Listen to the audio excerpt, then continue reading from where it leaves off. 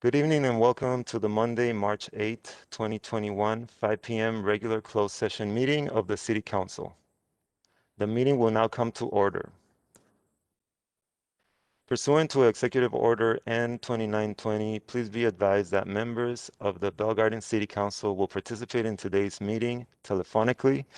Council members and staff are participating from remote locations. Members of the public may view and listen to the meeting live online through the city's website as noted on the agenda. City Clerk, will you please call the roll of the City Council? Yes, Mayor. Council members Chavez, Present. Cortez, Present. Flores, Present. Mayor Pro Tem Polito, Present. and Mayor Barcena. Present. Thank you, Madam City Clerk. We will now move to the first item on the agenda. Public participation is now open. City Clerk, are there any speakers? There are no speakers, Mayor. Okay. We will now, if there's no objection by the City Council, I will close public participation. We will now move to closed session items. Will the City Attorney please announce our closed session items? Thank you, Mayor, members of the City Council. At this time, the City Council will recess into closed session to discuss the two items posted on the agenda.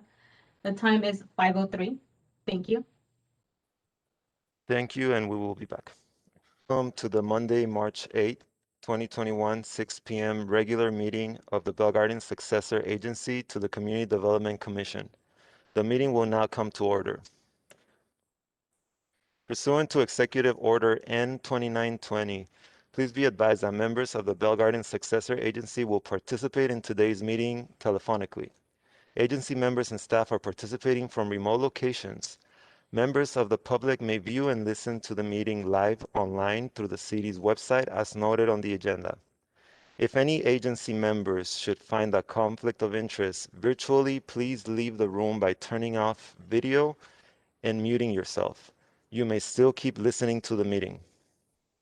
And now we're going to do the invocation and pledge of allegiance. We're going to start with the invocation, and our council member Alejandra Cortez is going to help us with that. Thank you, Mayor Barcena. Lord, we're meeting today to conduct matters of business. Guide our hearts and our minds in the spirit of fairness, right thought, and speech. Impart your supreme wisdom upon our activities so that our affairs may reach a successful conclusion. Thank you for being our source of guidance today. Amen. Thank you, council member. And to lead us in the Pledge of Allegiance, we will have our city manager, Michael O'Kelly. Thank you, Mayor Barcena. Please place your right hand over your heart, face the flag, and say the pledge. I pledge allegiance to the flag of the United States of America and to the republic for which it stands, one nation, under God, indivisible, with liberty and justice for all. Thank you. Agency Secretary, will you please call the roll of the successor agency? Yes, Chair. Agency member Chavez, Present. Cortez, Present. Flores, Present. Vice Chair Polito, Present. and Chair Barcena. Present. Thank you, Madam City Clerk. We will now move to the first item on the agenda. Public participation is now open. Agency Secretary, are there any public speakers? Not for this item, pardon me. We do have one gentleman that would like to speak. I don't see him on WebEx. Can I take a moment and give him a call? Yes, please go ahead.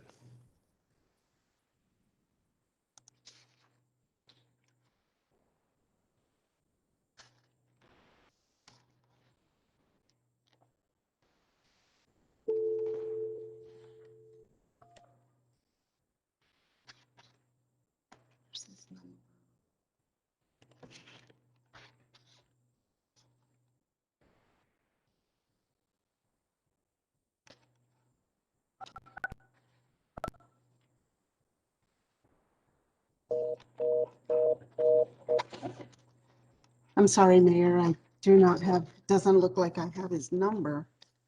Okay. Let me search through my emails if you want to go ahead. Okay, we'll wait a minute for that.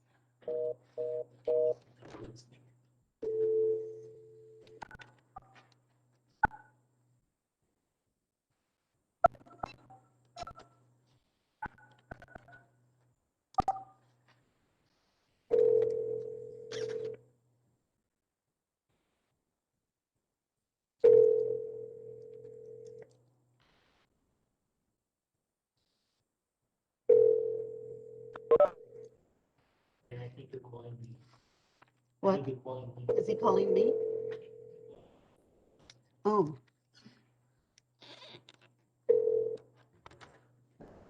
Nine four nine 252 9334. That's your number? Yeah, that's the number I have for, it's RH Properties LLC, Ron Hawley. He wanted to speak on the 4 items under discussion.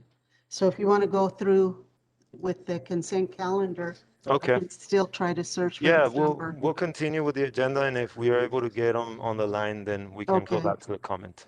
Thank you, Madam City Clerk. Mhm. If there's no objection by the agency members, I will close public participation and we will move to the consent calendar. I would like to make a comment for agenda item number 10. Would this be the appropriate time? Thank you, Mr. Edward. We will actually have you do the comment during the public comment of the regular city council meeting. This is a successor agency meeting, so we will definitely take your comment at that point. Oh, okay. Thank Okay. you.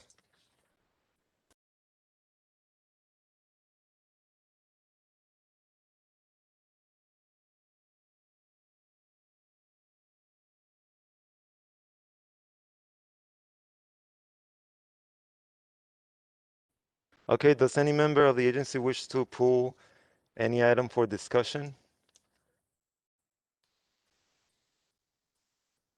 All right. I will call for a motion to approve items 1 through 4 on the consent calendar. I'll move to approve the consent calendar. Cortez? Cortez moves, and I will second that. We're gonna do a roll call, starting with Chavez. Mayor Barcena, quick question. What is it called? In regards to the consent calendar, Go ahead, please. was I have on the website approval for item number 3? Is it February 8th? Just want to confirm it's the correct meeting date. Approval of February 8th, successor agency regular meeting. Okay, yes, I think it is correct. Yes, that's what I have here on my agenda Okay, as well. sorry about that. No, yes. No worries. Madam City All right. Clerk? Yeah. Okay, we'll squeeze that in there in a second, but we do have a yes from Councilmember Chavez. Yes. Now we have Councilmember Cortez. Yes. That's a yes. Councilmember Flores. Yes. Mayor Pro Tem Pulido. Yes. And it's yes for myself, so motion carries.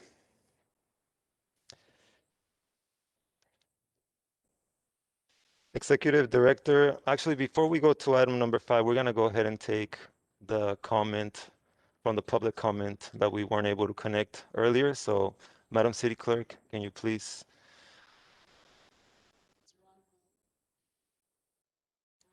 I believe you're not, we cannot hear you on the call. If you can please unmute yourself.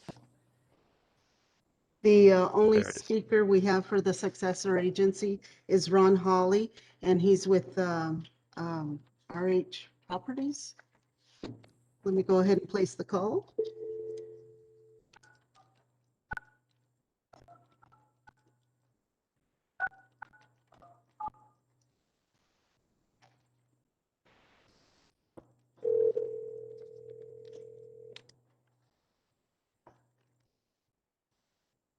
Hello, this is Ron Howland. Good evening, Mr. Hawley. This is Jane Halstead. I'm here with the City Council, the Mayor and City Council.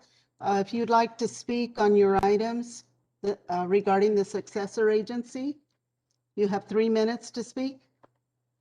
Okay, yes, I would. I appreciate the call and the opportunity to discuss the Shul property. Our item is item number 9. And I'm the broker of record as well as a development consultant for the buyer. The buyer is 1784 Capital Holdings. They have 25 properties in 6 states. They've been in business for over 8 years, and they have 50 years of experience in the self-service business in terms of each of the individual partners controlling interest in various projects. And one of the things I wanted to point out in the offer that we submitted is that this is 4.3 acres, and the nearest comparable sale that I could find was about 2 years old, and it was for about a third of what we're offering, well, about half of what we're offering.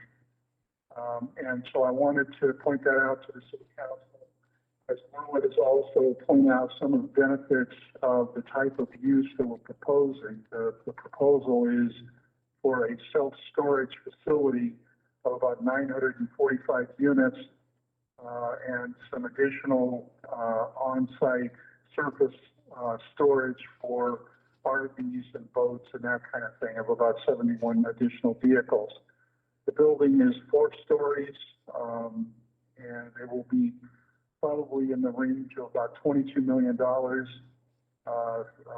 complete the project. There are a number of jobs, construction jobs and development jobs that will be created as a result of the project between architects and engineers and construction people, and all of which are very high-paying jobs, as you know. There'll be some additional jobs on site, but those are pretty minimal, 6 to 8 people. Probably half of those will be full-time, part-time, and then the other half would be full-time. And then one of the other points that I wanted to make is that the self-storage use is probably, in my opinion, and I've been qualified as an expert in real estate in Santa Clara County court system. So I have a little bit of information and authority behind my voice, and that is that the use is very passive in nature. That is, there aren't a lot of people on site at any one time, and we all know that a hazmat site can be very, very dangerous in terms of future liability, even for a successor agency or for a city. And so I wanted to point out that you're minimizing your risk, in my opinion, by considering the self-storage concept. The last item I'll make, and I'm probably just about out of time, is the relatively low amount of traffic that would be generated by a result of this use. I projected 200 cars per day, but that's probably an overprojection. And we all know you have a residential street here, Okay, and I'm not sir. sure you want 18-wheelers chugging down the street at all hours of You're out the of night, time, even if you sir. put a curfew on during the day. Mr. Hawley, You still have a ton of Mr. Hawley, residents that could be. Mr. Hawley, I'm sorry. You're out of time, sir. So thank you for your comments. Just want to let Mr. Hawley Thank know you. that feel free to send an email to us, and we'll be glad to look at the full comment there. But unfortunately, we're out of time for that public comment. Thank you, Madam City Clerk. Executive Director, will you please announce discussion item number 5? Thank you, Mayor Barcena. I'm going to address items number 5, 6, 7, 8, and 9, as they're similar items just related to different parcels, and our attorney will also speak to those items as one as well. So items 5 through 9 are all recommending adoption of resolution that declares the properties that are listed as surplus and no longer necessary for successor agency use. These are the same properties that have been previously marketed as part of the dissolution of the successor agency. I'll turn it over to Mark Tran from our City Attorney's Office to provide some additional information. Thank you. Thank you, City Manager, Honorable Chair, members of the Successor Agency. This is Mark Tran from the Agency Counsel's Office. As the City Manager mentioned, there are several items before you, including items 5 through 9 of the Successor Agency agenda. They all relate to the Successor Agency's obligations under AB 1486, which more specifically requires that the Successor Agency explicitly declare certain properties to be surplus properties or exempt properties, together with findings to support such declarations. As set forth in the staff report, There's more information on each individual site. And with that, I'm happy to go into additional detail if necessary or answer any questions about items 5 through 9 at this time.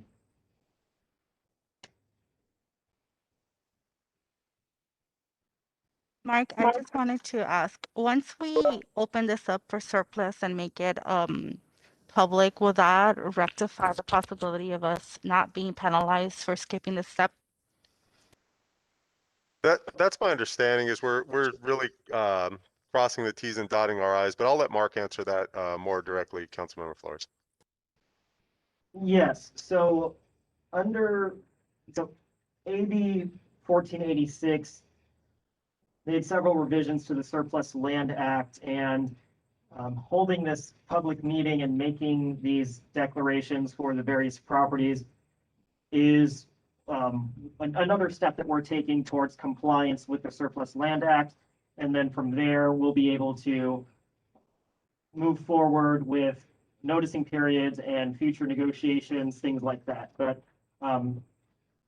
yes, to reiterate, we are taking another step towards compliance with the Surplus Land Act through these various resolutions. That is all for me. Thank you so much, Mark. Thank you. Does anyone else have any questions or comments? Okay, would anyone like to facilitate a motion? And I just want to ask the city manager or legal if we can go ahead and just make a motion to approve items 5 through 9 altogether, or is there more material to cover individually? I'll defer to Mark from our city attorney's office. Thank you, City Manager. And yes, Mr. Mayor, we can entertain a single motion that would provide approval of each of the items contained therein. So I would just suggest making a motion that identifies all of the items and passing all of the items in a single motion.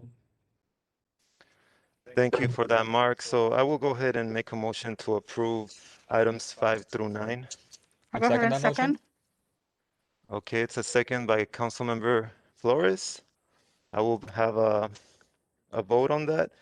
We'll start off with Councilmember Chavez. Yes. Thank you. Councilmember Cortez. Yes. Thank you. Councilmember Flores. Yes. Thank you. Mayor Pro Tem Pulido. Yes. Yes, and that's a yes for myself. So motion carries and items 5 through 9 have been approved.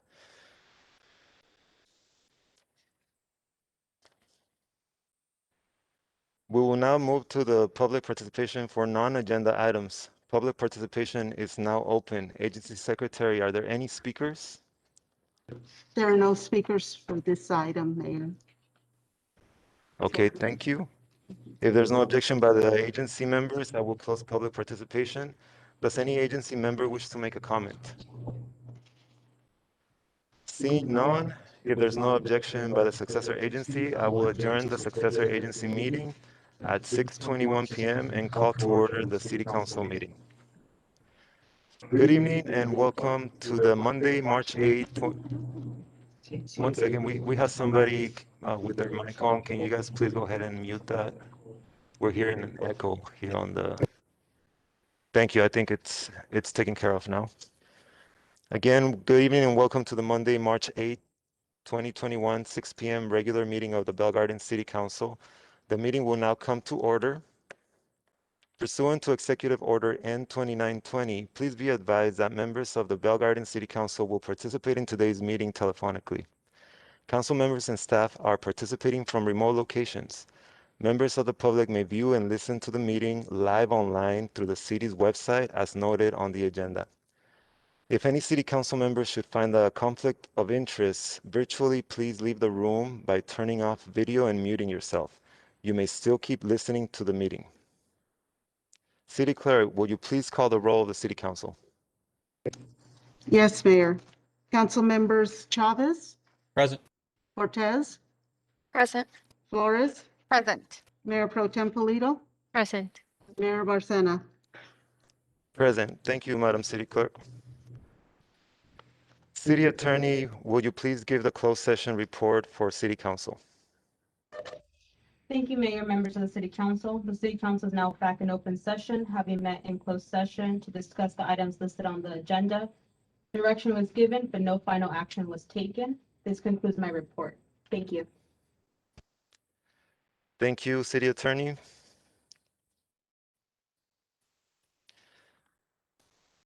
We will now do our presentations. Mr. City Manager, will you please introduce tonight's presentation? Thank you, Mayor Barcena. You should have a proclamation to read that declares that March is Women's History Month. I'd just like to, before you read it, just like to give a thank you to all the staff, all the female staff of the City of Bell Gardens. They're an important part of the city in making things run, and it's very appreciate all the hard work that they put in.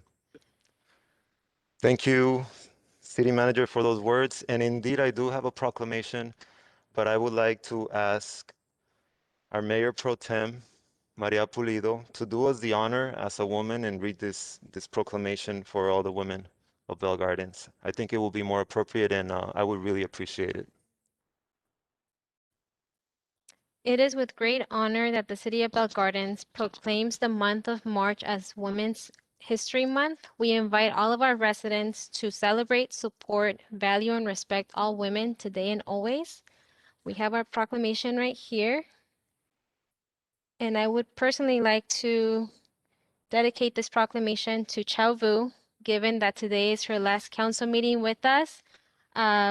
It's great coincidence, unfortunate coincidence that you're heading out this month, but this is for you and for all women, but for you especially.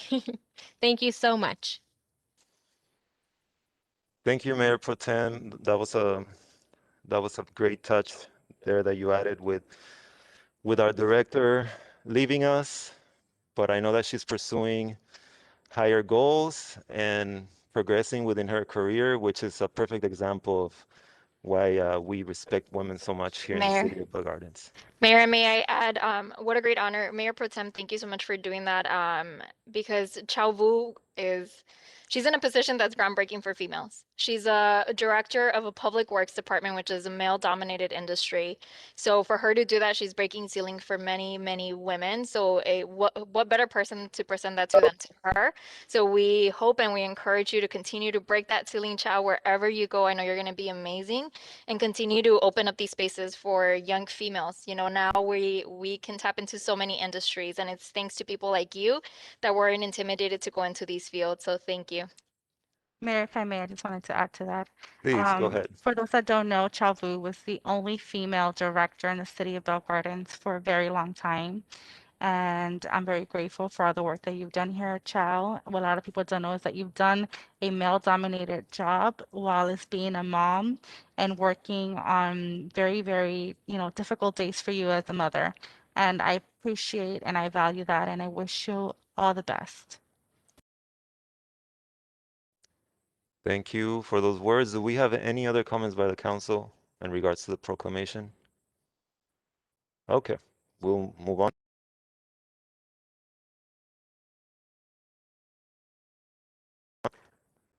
Public participation is now open. City Clerk, are there any speakers? Yes, Mayor, we have two speakers, one on WebEx, Eduardo Rivero. He's on WebEx. Good evening, Mr. Rivero. My name is Jane Halstead, City Clerk for the City of Bell Gardens.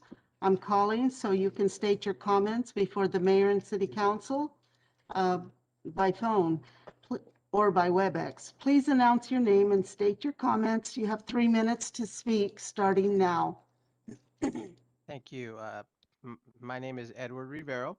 I live in neighboring Downey, and I'm a teacher at Woodcrest Elementary and have a young daughter age 9 and a son age 10. And I am so appreciative of your city leading on climate change because it will benefit my children and students and future generations. It will also set an example for my city. And if you pass this resolution in Agenda 10, and I hope you do, I'll certainly let my city council members know and encourage them to do the same. Thank you.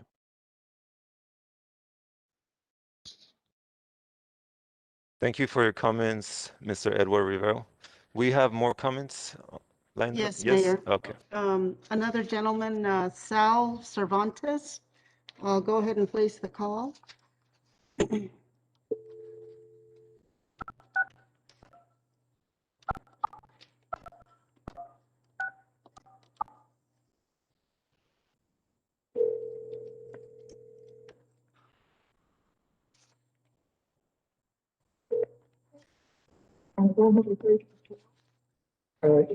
Hi, yes, is this Mr. Cervantes? Yes, it is. Mr. Cervantes, my name is Jane Halstead. I'm here with the mayor and city council. You can state your comments. You have 3 minutes to speak, starting now. Thank you very much. I'm sorry I could not join on the video call. Sometimes I am befuddled by these electronic things. But in any case, I too want to thank the council for hopefully discussing and approving, this initiative that addresses climate change. And if I may speak a little bit in Spanish for the rest of the time, so that many of the citizens who don't speak English can feel a little bit closer to the theme.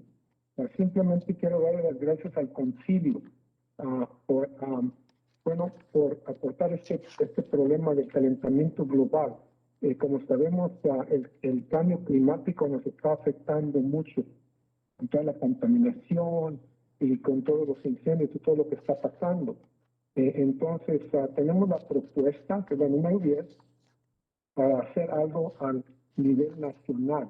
Y esto es poner un cobro a una tarifa que será regresada al público, a todos nosotros, para tratar de consumir menos carbohidratos. That word may not be correct. Y la idea es de que tenemos que empezar a regular el cambio climático. Ahora me acuerdo yo cuando era joven.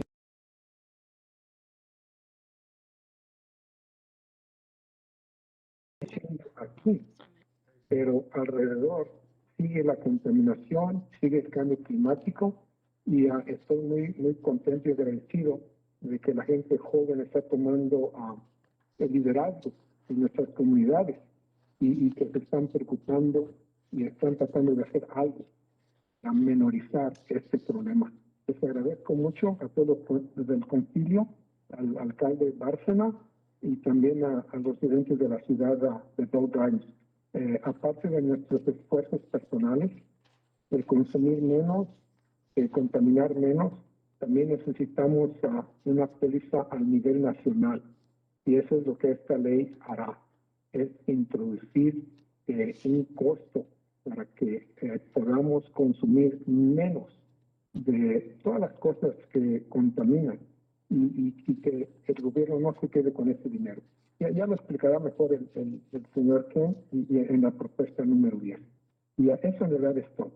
I want to thank the council for discussing this initiative and taking the opportunity to address it and hopefully pass it so that Bell Gardens can be a model for the other cities in our area, which are greatly affected by climate change and by pollution. Thank you very much. Thank you, sir. Have a good evening.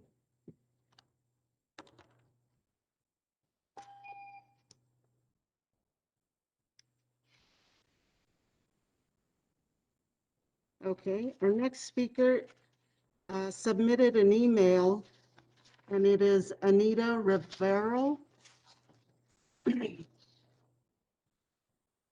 Dear council members, I am writing this to ask the City Council to support or endorse the Energy Innovation and Carbon Dividend Act to fight climate change. I've lived in Downey for over 36 years. When I first started to take action on climate change, I had to go all the way to Whittier to find a group to work with. So I'm really excited to see a city in Congressional District 40 consider taking a leadership position. If you pass this resolution, which I hope you do, I'll let my city council members know and encourage them to do the same. Thank you. Anita Rivero. And the next one is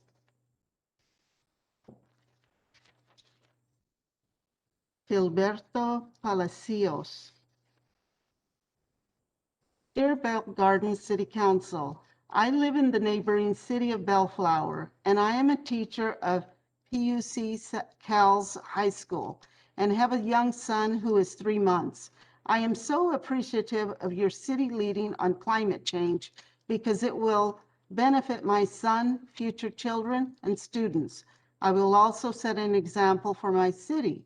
If you pass this resolution, and I hope you do, I'll certainly let my city council members know and encourage them to do the same.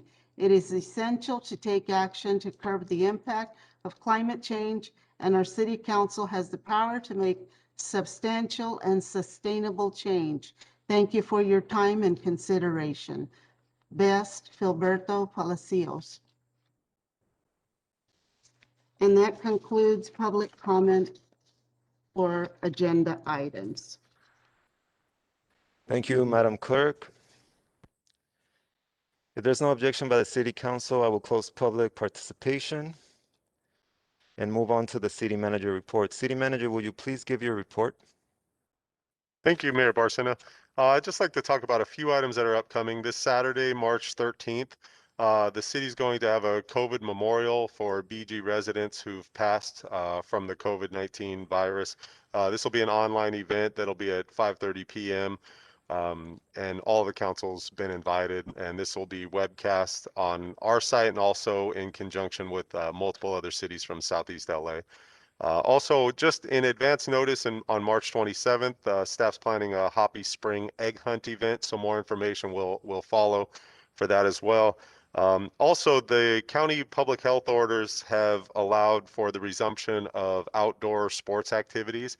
And so staff has, over the last year and a half, has been geared up towards more of the social service side of things as COVID has progressed, and those types of activities were shut down for the most part. And so what staff is proposing is an April 1st resumption date for outdoor sports activities for adult and youth activities and the skate park. This gives us time to prepare for to manage these activities within the new public health order and to make sure coaches, parents, everybody's on the same page as there are still requirements. Also, last but not least, just want to give one last acknowledgement to Chao Vu, our Public Works Director. Tomorrow's her last day here. You know, if you think about the position that she holds, at any given time, her and her team are working on issues and variety of projects that impact and improve residents' day-to-day lives. And if you just let me say a few of them, it really, I think, is impactful. And it's sidewalks, streets, water reservoirs, storm drain cisterns, graffiti, trash, parking issues, tree trimming, public restrooms, bus shelters, and more. So the impact that Chao has had on the City of Bell Gardens for the last 11 years or so has been tremendous, and I've appreciated her level of dedication and her ability to keep projects moving forward, many of them at many different times, and also coordinating funding of those projects as well. So just a last thank you to Chao Vu for all that service. Thank you, Mayor. Thank you, City Manager. We will now move to the consent calendar. Does any member of the City Council wish to pull an item for separate discussion? That will be items 1 through 7 on the consent calendar. Seeing none, may I have a motion to approve the consent calendar? I'll move to approve, Cortez. Cortez moves, and second by, who was the second by? Was it by Flores? Okay, sorry about that. So motion to approve consent items 1 through 7 by Councilmember Cortez, second by Councilmember Flores, and I will have a vote now. Councilmember Chavez?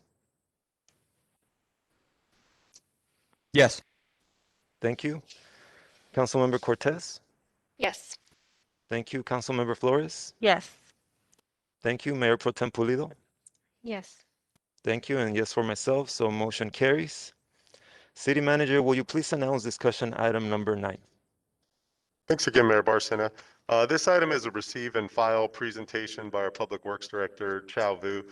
She wants to get ahead of the curve here and let the council know of some upcoming mandatory organics recycling requirements that have been implemented by state law.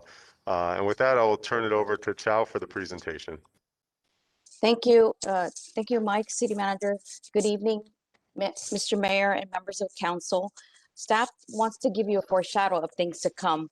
We have, we're going to look to amend both our exclusive and non-exclusive solid waste contracts, as well as ordinance amendments and policy changes before December 31st, 2021. And I have a presentation for you tonight that's going to be led by Debbie Morris, who is a consultant with HF&H, and she's going to present the presentation to you. Go ahead, Debbie. Right. Good evening, Honorable Mayor and City Council. And I will, Chow, would you like me to share my screen for the presentation? I think we're seeing it right now, Debbie. I don't think that's my screen. I see it because I see it in front of me. Okay. Okay, there you go, Debbie. Okay, let me pull this over to the correct. And unfortunately, I can't pull this. My screens aren't working, so you probably only see my desktop. Do you see my desktop or actually the presentation? We see everything. We see the presentation. Okay, great. Let me start this over.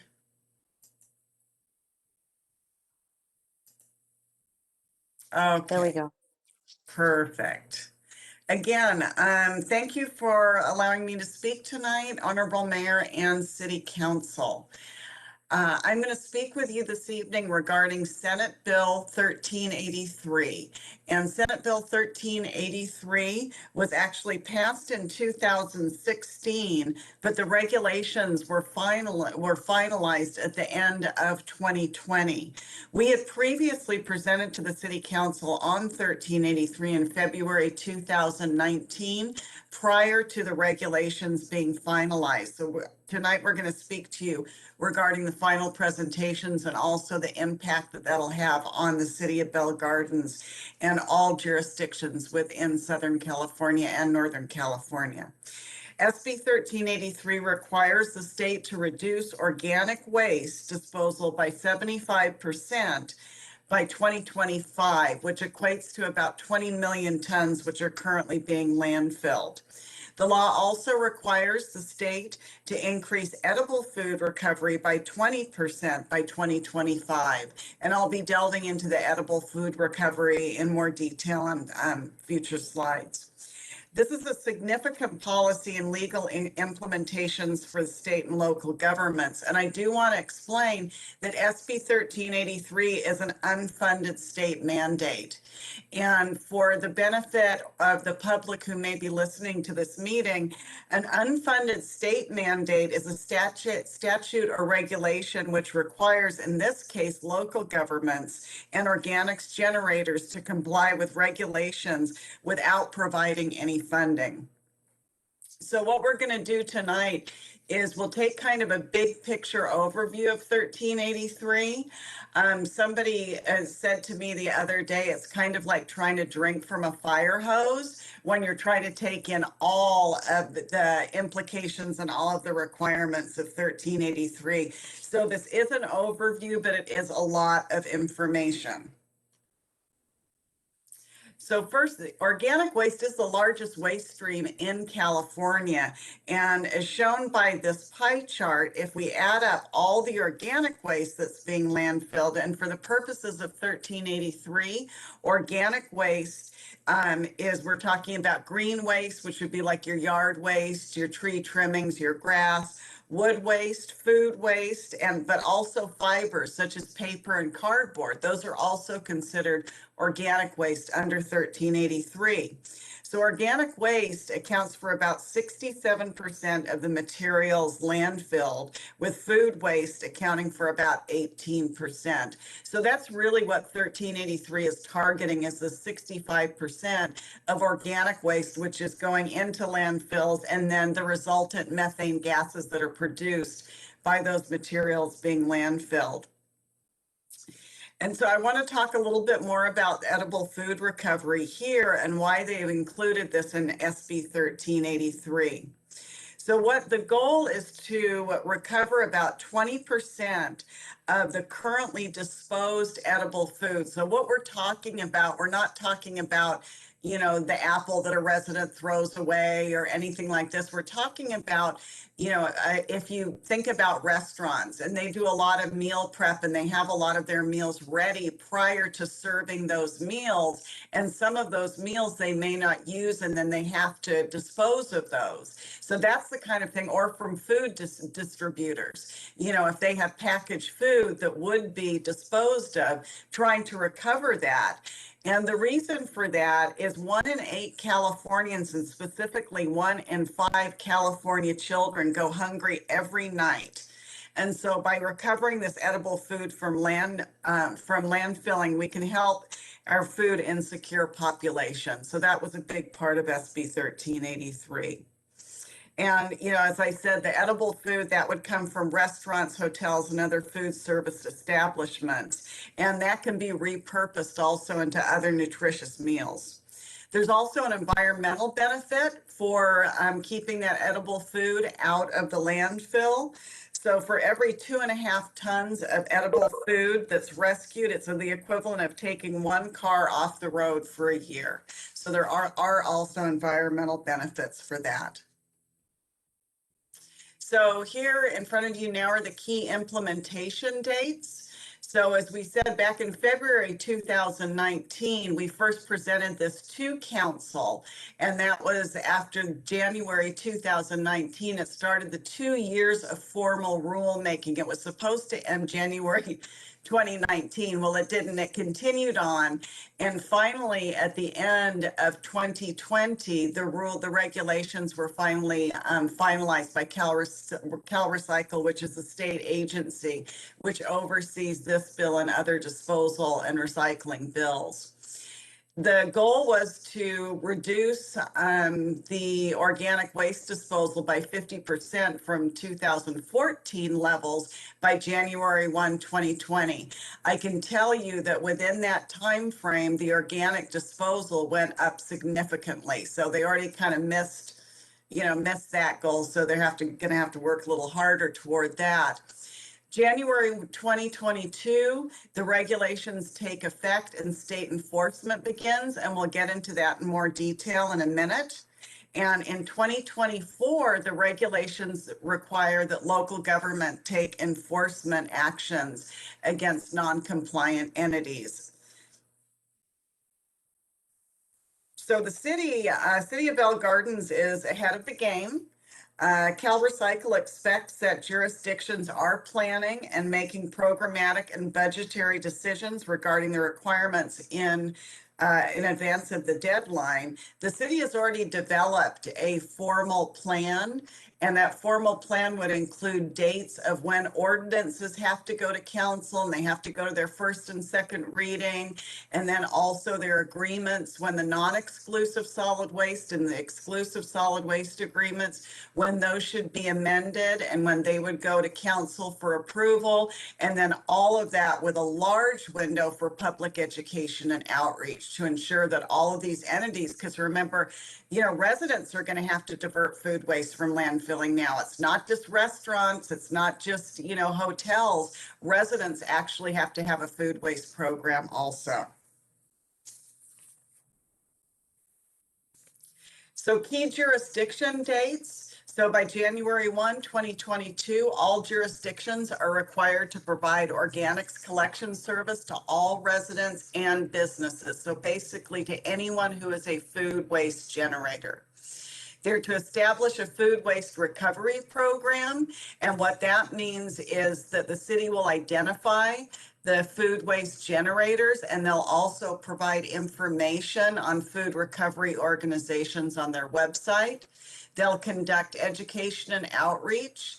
They will also plan for the procurement of recycled organic material products and assist the county in capacity planning. So letting the county know how much food waste is generated within the city in order for the county to plan for composting or other other organics processing facilities. And again, starting in 2024, jurisdictions must take actions against non-compliant entities.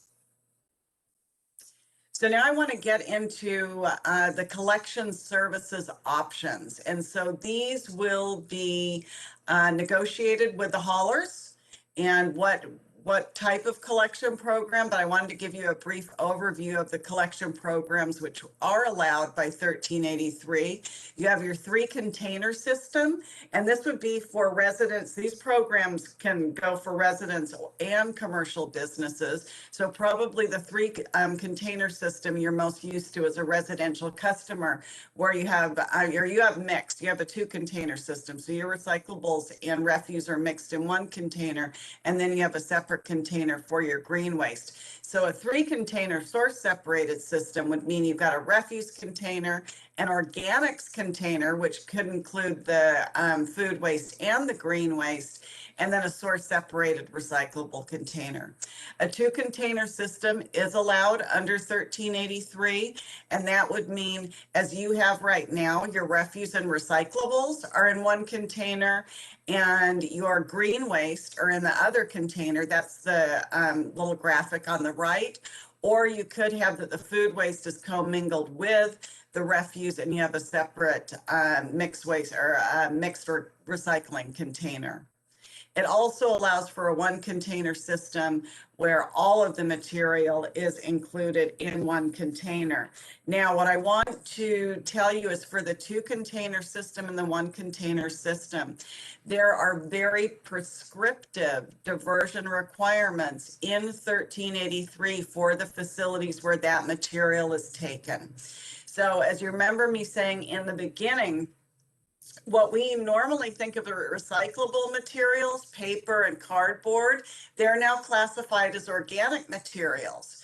So if you're commingling refuse and your recyclables in that one container, that has to go to a high diversion organics waste processing facility. And that processing facility has to guarantee and has to also show Cal Recycle that they can recover 50%, and then it ramps up to 75% of the organic content. So that would mean of the paper and the cardboard and the other fibers that are in that refuse/recyclable containers, that facility has to prove that they're going to divert this 50 and then 75% diversion of just that portion of that container. And so they are very prescriptive requirements. And that would be the same if you have, other mixtures too, like your 1-container system. So back to edible food recovery again. This is just a quick graphic to show what local jurisdictions have to do as in Bell Gardens. So you have to identify the existing food recovery capacity. And that's just a really fancy way of saying that the city needs to post on their website the food recovery organizations which are in Bell Gardens or adjacent and accessible to Bell Gardens and those edible food generators. They need to identify and monitor the edible food generators. And when I'm saying edible food generators, that's not everybody. That's your large tier 1, tier 2, which are defined of your tier 1 if you think of a really big food waste processing facility. So maybe someone who's putting together packaged foods like Kraft Foods or something like that, just a very large food processing facility. And then also your very large grocery stores. So grocery stores that are over 10,000 square feet. So they're kind of your big box stores. And then that ramps up to your tier 2 in 2024. And that's getting your smaller grocery stores and your hotels. So when I say edible food generators, that doesn't mean that Public Works has to go and identify every resident or every little business that has any food, any edible food that they're generating. So public education and outreach, this is key to the success of these programs. And that's why the city included in their plan to the state for compliance with SB 1383, a 6-month window to start their public education and outreach regarding the collection programs and also the other ordinances, the mandatory ordinances that are required by this bill. So that is key. That's what the city's going to be spending a lot of time and a lot of their effort, the Public Works Department, in ensuring that everybody understands. And that's kind of what we're trying to do tonight, is start the ball rolling on that so people understand what's going to happen January 1, 2022. Procurement requirements. So all jurisdictions are required to procure 0.08 tons per capita per year of recycled and recovered organic products. And organic products, this can be compost, this can be mulch, this can be renewable natural gas that's made from organic products. And I wanted to give you a little perspective. And Chow, I know we've talked about this before, and it's a little bit mind-blowing the amount the state requires each jurisdiction. So for Bell Gardens, with your current population, what that equates to is 2,000 tons of compost per year, or 3,500 tons of mulch per year that the city would have to procure. There are other ways to have these done for you. A hauler can procure these on behalf of the city. And so there are other ways around of the city having to procure these, but the requirement is in there that the city must be the designee of that material.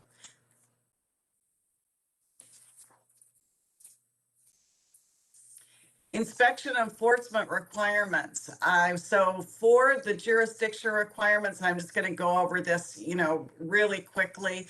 You have to start a compliance in 2024. What that means is, so you have to really start fining people, which is a horrible word, and you have to start the enforcement in 2024. So you're given that 2-year buffer for more intense public education and outreach. So between 2022 and 2024, that's when you're going to be providing the non-compliance notices and more public education for people. So in your solid waste agreements, we'll include information for the haulers to assist you in tagging contaminated containers and providing this information. So by 2024, it's really the people who are just refusing to comply at that point in time, because you've got that 2-year window for public education and outreach.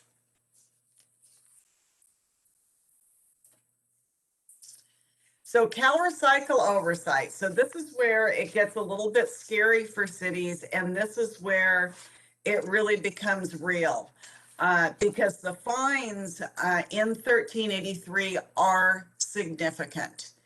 And they range from $500 per violation per day up to $10,000 per violation per day. And these compounds, so for instance, let's say you had 3 minor violations, which would be the $500. So since you have 3, that would be $1,500 per day. If you had 3 major violations, that could be $30,000 per day. And so that's really important. And what we do is through those agreements and through your solid waste agreements, but also through working with the city, we will assist you in any way possible to ensure that you have compliant programs, that you're providing the state with the information that they need, and that you can, stay away from those fines and not be put in that position. So as I said, I know this was like trying to drink from a water hose, getting through all this, and there's so much information. So I've put up here CalRecycle's website information if you want to get more information, or if you have questions. If you want to call me, please feel free to call me, and I can, if you want to take a deeper dive into any of this. We will be continually keeping the council, the city manager, and the council apprised of our progress toward developing the ordinances that need to be developed, and also the solid waste agreements, and also obviously working with the city attorney very closely on those items. So thank you very much. Hi, Debbie. I do have a question. This is Mayor Marco Bárcena. Yes. For the part where we're going to be rolling that out and actually enforcing the new policies, and there's violations that we may encounter with our residents, I noticed that education was part of the solution to it. Is that education going to be funded by the state, or do they expect us to also provide some of that education here? Nothing is being funded by the state throughout this. Okay. It's all the city, the jurisdictions have to bear all the costs for this. They have developed some public education and outreach materials that they have posted on their website, which we will be looking at and customizing for the city of Bell Gardens. We will also require that the haulers take a big role in getting the public education outreach out. For your exclusive, it'd be Athens for the residential sector, and then your non-exclusive, the commercial. So that will be written into the solid waste agreements also. Okay, thank you.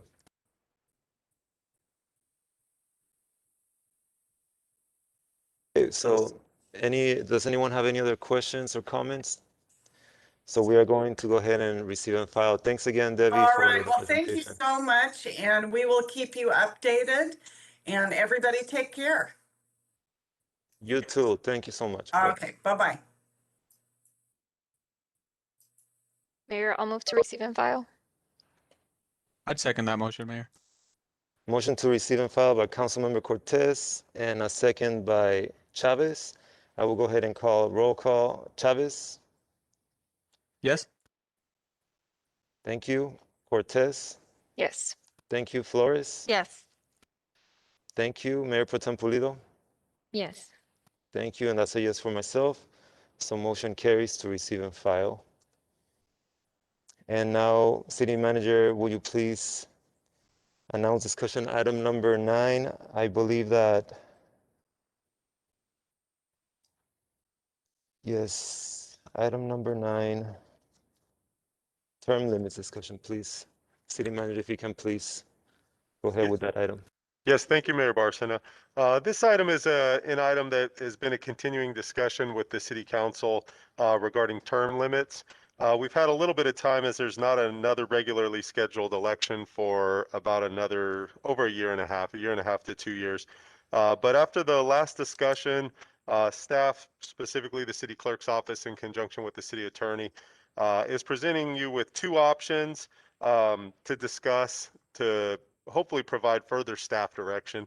And then if one of the options is selected, we'd also be looking for direction as far as would the council look to do this on a special election, which would cost estimate about $142,000, or put it on the next regularly scheduled election, which would obviously cost less. So I'll let the city clerk go through the presentation at this point, and then we'll seek council direction from council.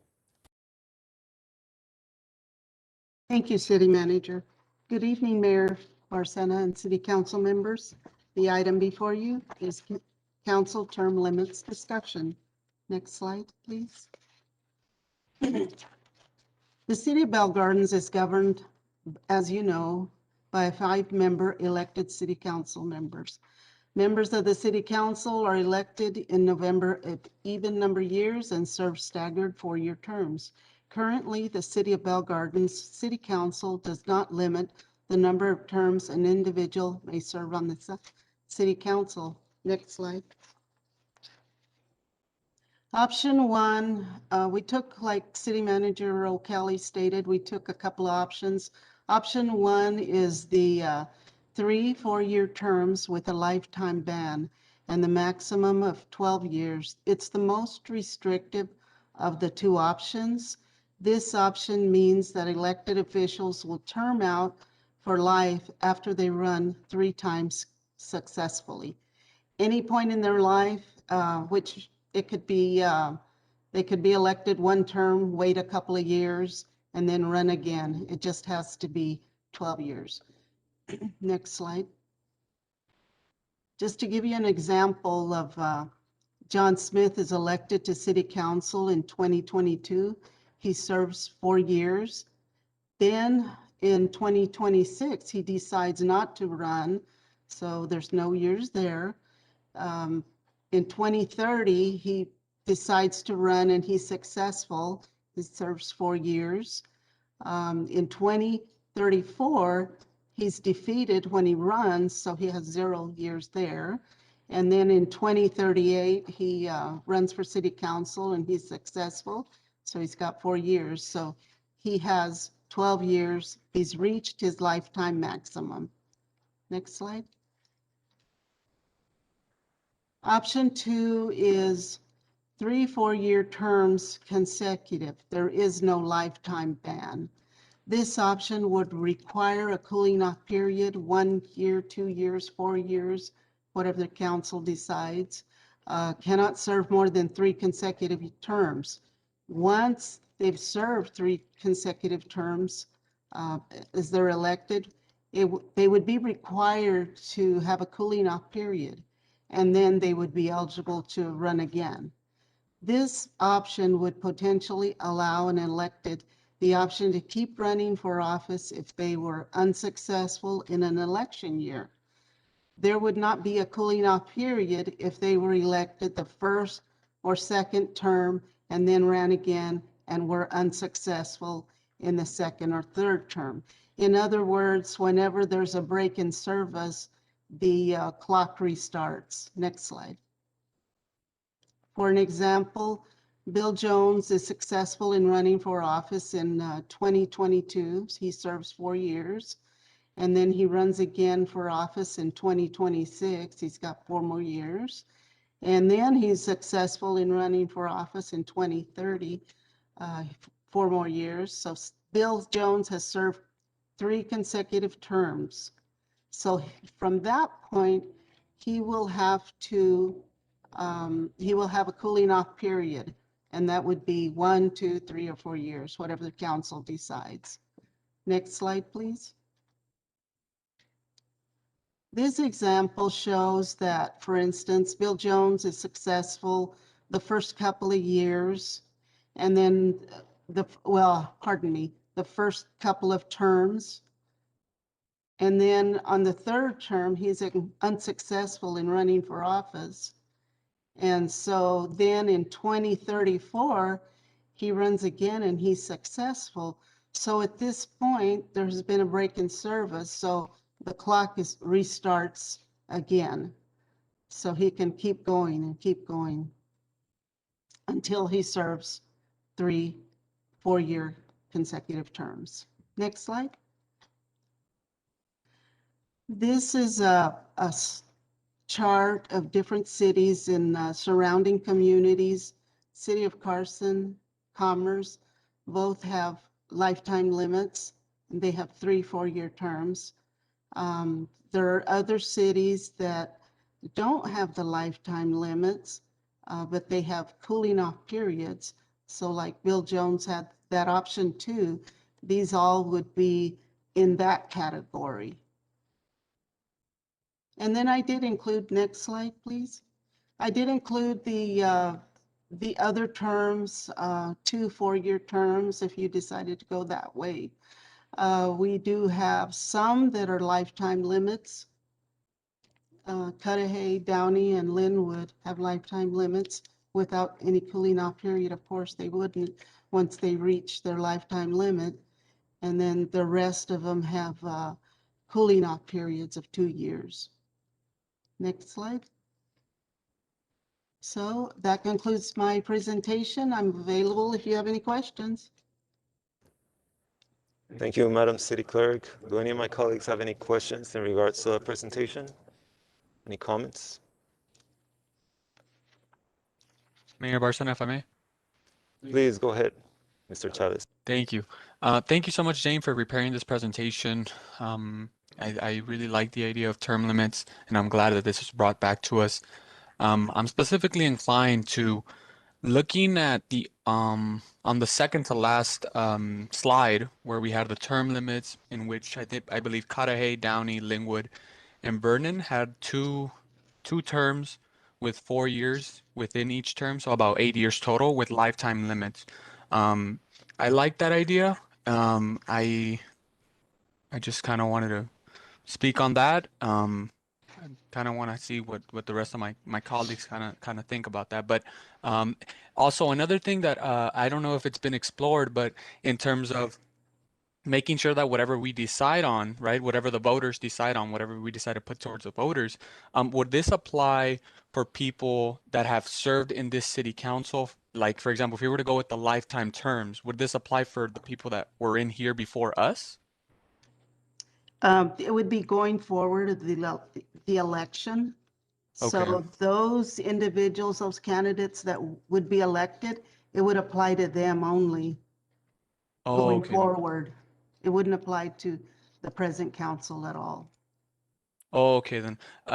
That makes sense. All right. Well, thank you. You're welcome. Thank you, Councilmember Chavez. Anyone else have any I do. comments? Please. In speaking with other council members from other cities, over the last 2 years, I believe that the 4-year terms, okay, that didn't make sense. 4-year, option number one. There you go. 4-year terms. I couldn't come out with a lifetime ban.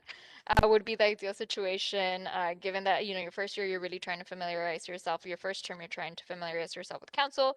We've been in here for 2 years, yet we still have a lot to learn. And hearing, from the city of Lingwood, I believe Lingwood is also on their just 8 years total.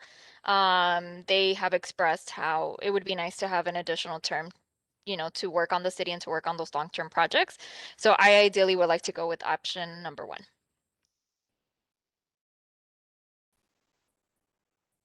Anyone else? Would anyone like to facilitate a motion? I'd like to entertain the motion of option number one of 3 terms for 4 years with the lifetime ban. Okay, so you're making a motion for option number one? Okay. Does anyone want to second that motion? I'll second that motion. Okay, so motion to go with staff's recommendation, option number one, which is 3 4-year terms with a lifetime ban. And that was seconded by Councilmember Cortez. I will go ahead and take a vote. And we'll start with Chavez. Yes. Thank you. Cortez, Yes. Flores, Yes. Mayor Pro Tem Pulido, Yes. and yes for myself, so motion carries. Thank you, City Clerk, for providing this very educational presentation. It's interesting to know that other cities do things a little bit different, but I'm glad that we all agreed on this particular issue here and that we're moving forward with what we believe is a positive change. So thank you. Mayor Barcena, if I may. Please go ahead. Awesome. So I know I just had advocated for 2 4-year terms. Regardless, term limits are here, and I'm glad. So 12 years. I mean, it's okay, but as long as we have some term limits, and I'm glad that it went through. Thank you, Councilmember Chavez. And just so you guys know, this is something that can also be changed in the future, as it was not put on well, it's going to be proposed on the ballot. So Mayor, we'll have to see. Right? We'll have to see. I'm sorry, Mayor, may we amend the motion? And I see that there is also instruction for us to decide whether it be a special meeting or a regular election. So would we have to amend the motion to give that direction as well? The first option didn't include that. Did that already include? I'm pretty sure it did include it. If that could, Jane, could you clarify that?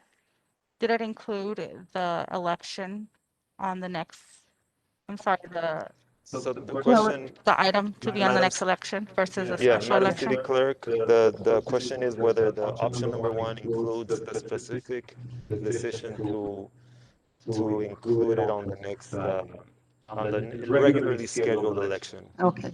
If that is council's wish, then yes. I mean, Okay, so then that would be up to you. let's go ahead and clarify the motion.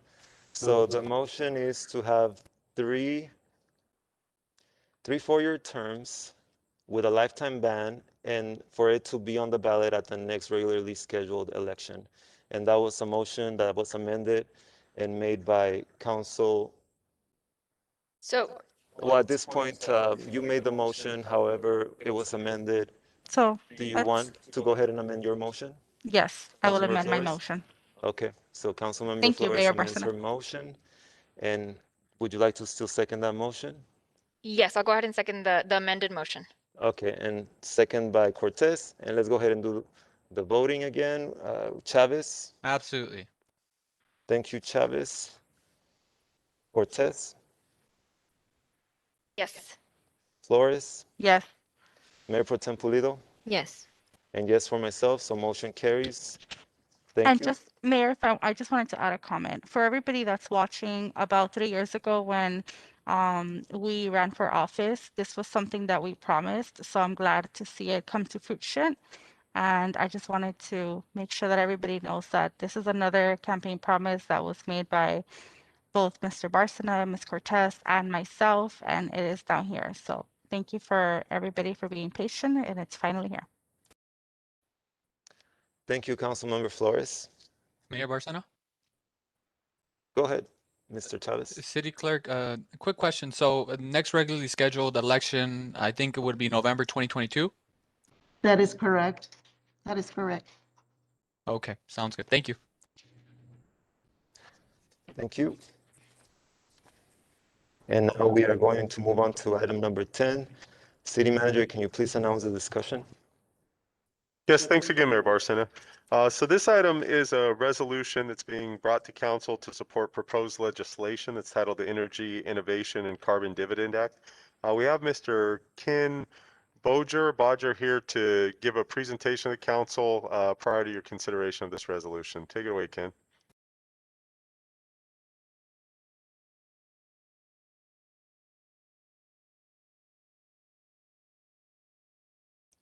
Ken, you've got to unmute yourself there. You're on mute.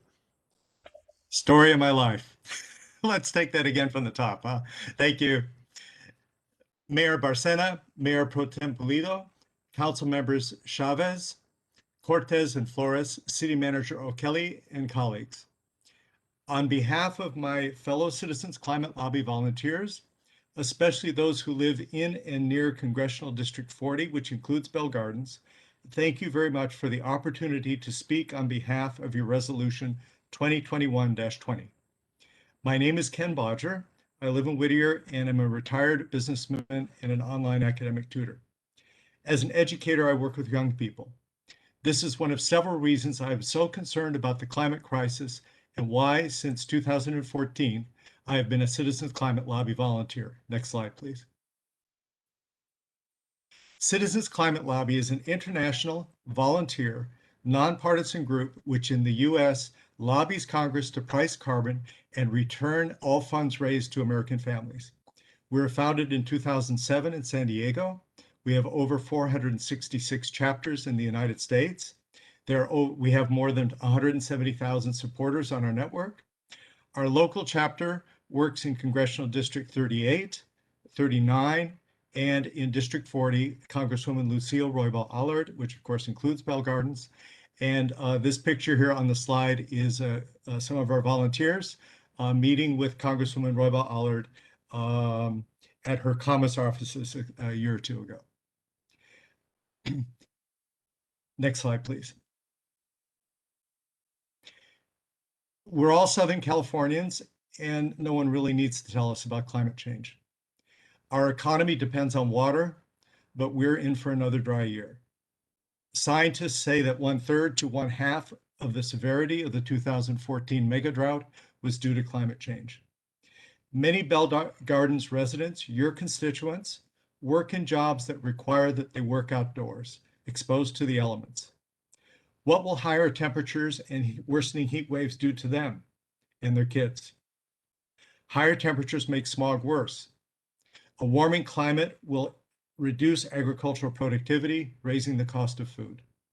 And taxes will need to go up to pay for infrastructure improvements and repairs. A warming climate will extend the range of insect vectors, making serious infectious disease problems in tropical regions worse and bringing some of those vectors into North America. Just like COVID, it's working families who suffer the most, even though they are least responsible for the climate crisis. Next slide, please. Based on the best scientific evidence available to date, by 2030, CO2 emissions should already be on a significant downward path if we are to effectively fight climate change. So we have less than 10 years to mobilize a complete conversion from fossil fuels to green energy, or we risk dangerously destabilizing Earth's climate. Bottom line, we need to get carbon emissions under control, and soon. Next slide, please.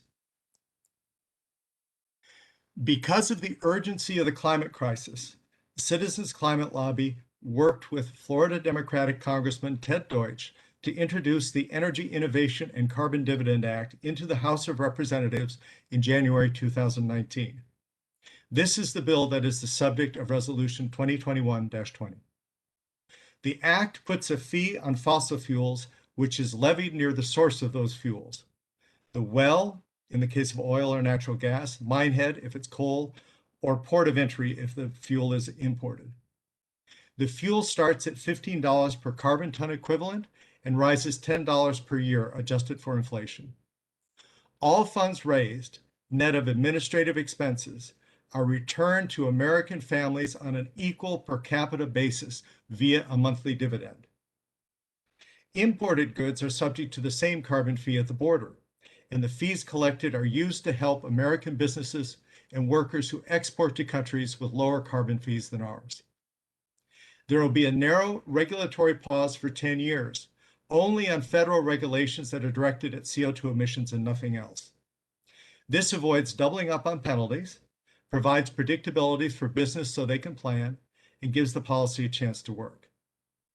If the bill's targets aren't met, the legislation requires those regulations to return 100%.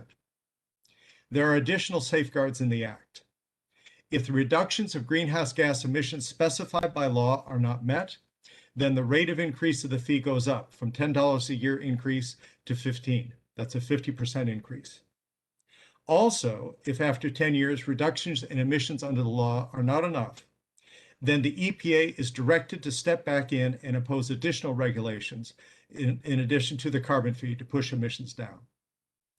Finally, 10 years after enactment of the law, the National Academy of Sciences is required to do a study of emission trends to make a forecast for the future. Bottom line, this is a detailed and serious policy to reduce the greenhouse gas emissions that cause climate change. We feel it is the basis of effective climate policy. It is not necessarily the only climate policy, but it is the most basic one. Next slide, please. This policy will reduce America's greenhouse gas emissions, by at least 40% in the first 12 years.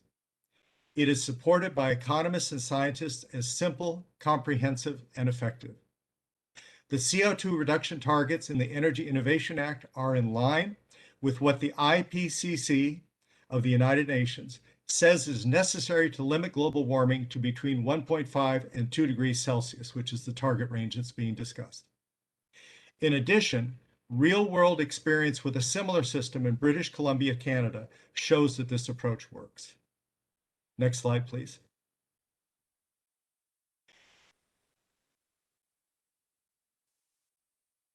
As I mentioned earlier, the Energy Innovation Act returns 100% of net funds raised to American families on an equal per capita basis, with half shares for children under 19. Since the fee is rising, the dividend rises too. It starts small at about $760 a year for a family of 4. That's roughly $64 a month. But after 10 years, our projections are that it will be about $4,400 a year. That's roughly $370 a month for a family of 4. It is entirely up to your constituents how they spend this money. But here are some possibilities. In the early years of the policy, some people may use it to offset higher fuel or electric costs. For example, if you or your neighbor is stuck with a gas guzzler, then this would help you pay the increased fuel cost until you could trade it in on an electric car or truck. In later years of the policy, for example, let's say your truck is ready to you're ready to trade in your car or truck. In later years of the policy, or higher income individuals early on could make different choices. For example, people could use the funds to buy an electric car or truck, insulate their houses better, buy solar panels, change from gas to electric stoves or hot water heaters, etc. And the beauty of this is that once people go renewable or even more renewable, they will be buying fewer fossil fuels and so paying fewer carbon fees. But the dividend to these people, to the people who are supporting renewable energy, does not diminish. Therefore, they're keeping more of the money in their pocket. This means that this policy is a progressive and socially just way to reward individuals for going green. But it's also small government, since people get to decide what to do with the funds themselves. We've seen with the COVID relief checks that this approach is simple and can work. In addition, it will give everyone a stake in fighting climate change and give the bill staying power, so it's less likely to be challenged if control of the White House and Congress changes in the future. Next slide, please. Citizens Climate Lobby commissioned a study to look at the impacts of the Energy Innovation and Carbon Dividend Act on American families, both as a whole and according to income levels, age, and ethnicity. The study was done at the national, state, and congressional district level. Here are some selected results. Nationwide, 85% of families would either receive more in dividends than they would pay in extra costs of goods and services due to the carbon fee, or they would come out even. In Congressional District 40, this figure is quite a bit higher.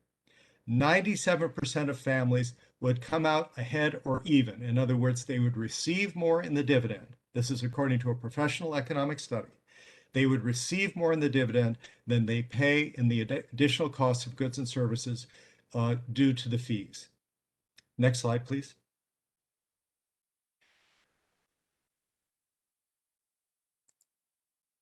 For the lowest 40% of families, ranked by consumption of all the goods and services that we use in our daily lives, which is a proxy for our incomes, 85% of families nationwide and 100% of families in this congressional district, District 40, would come out ahead or even.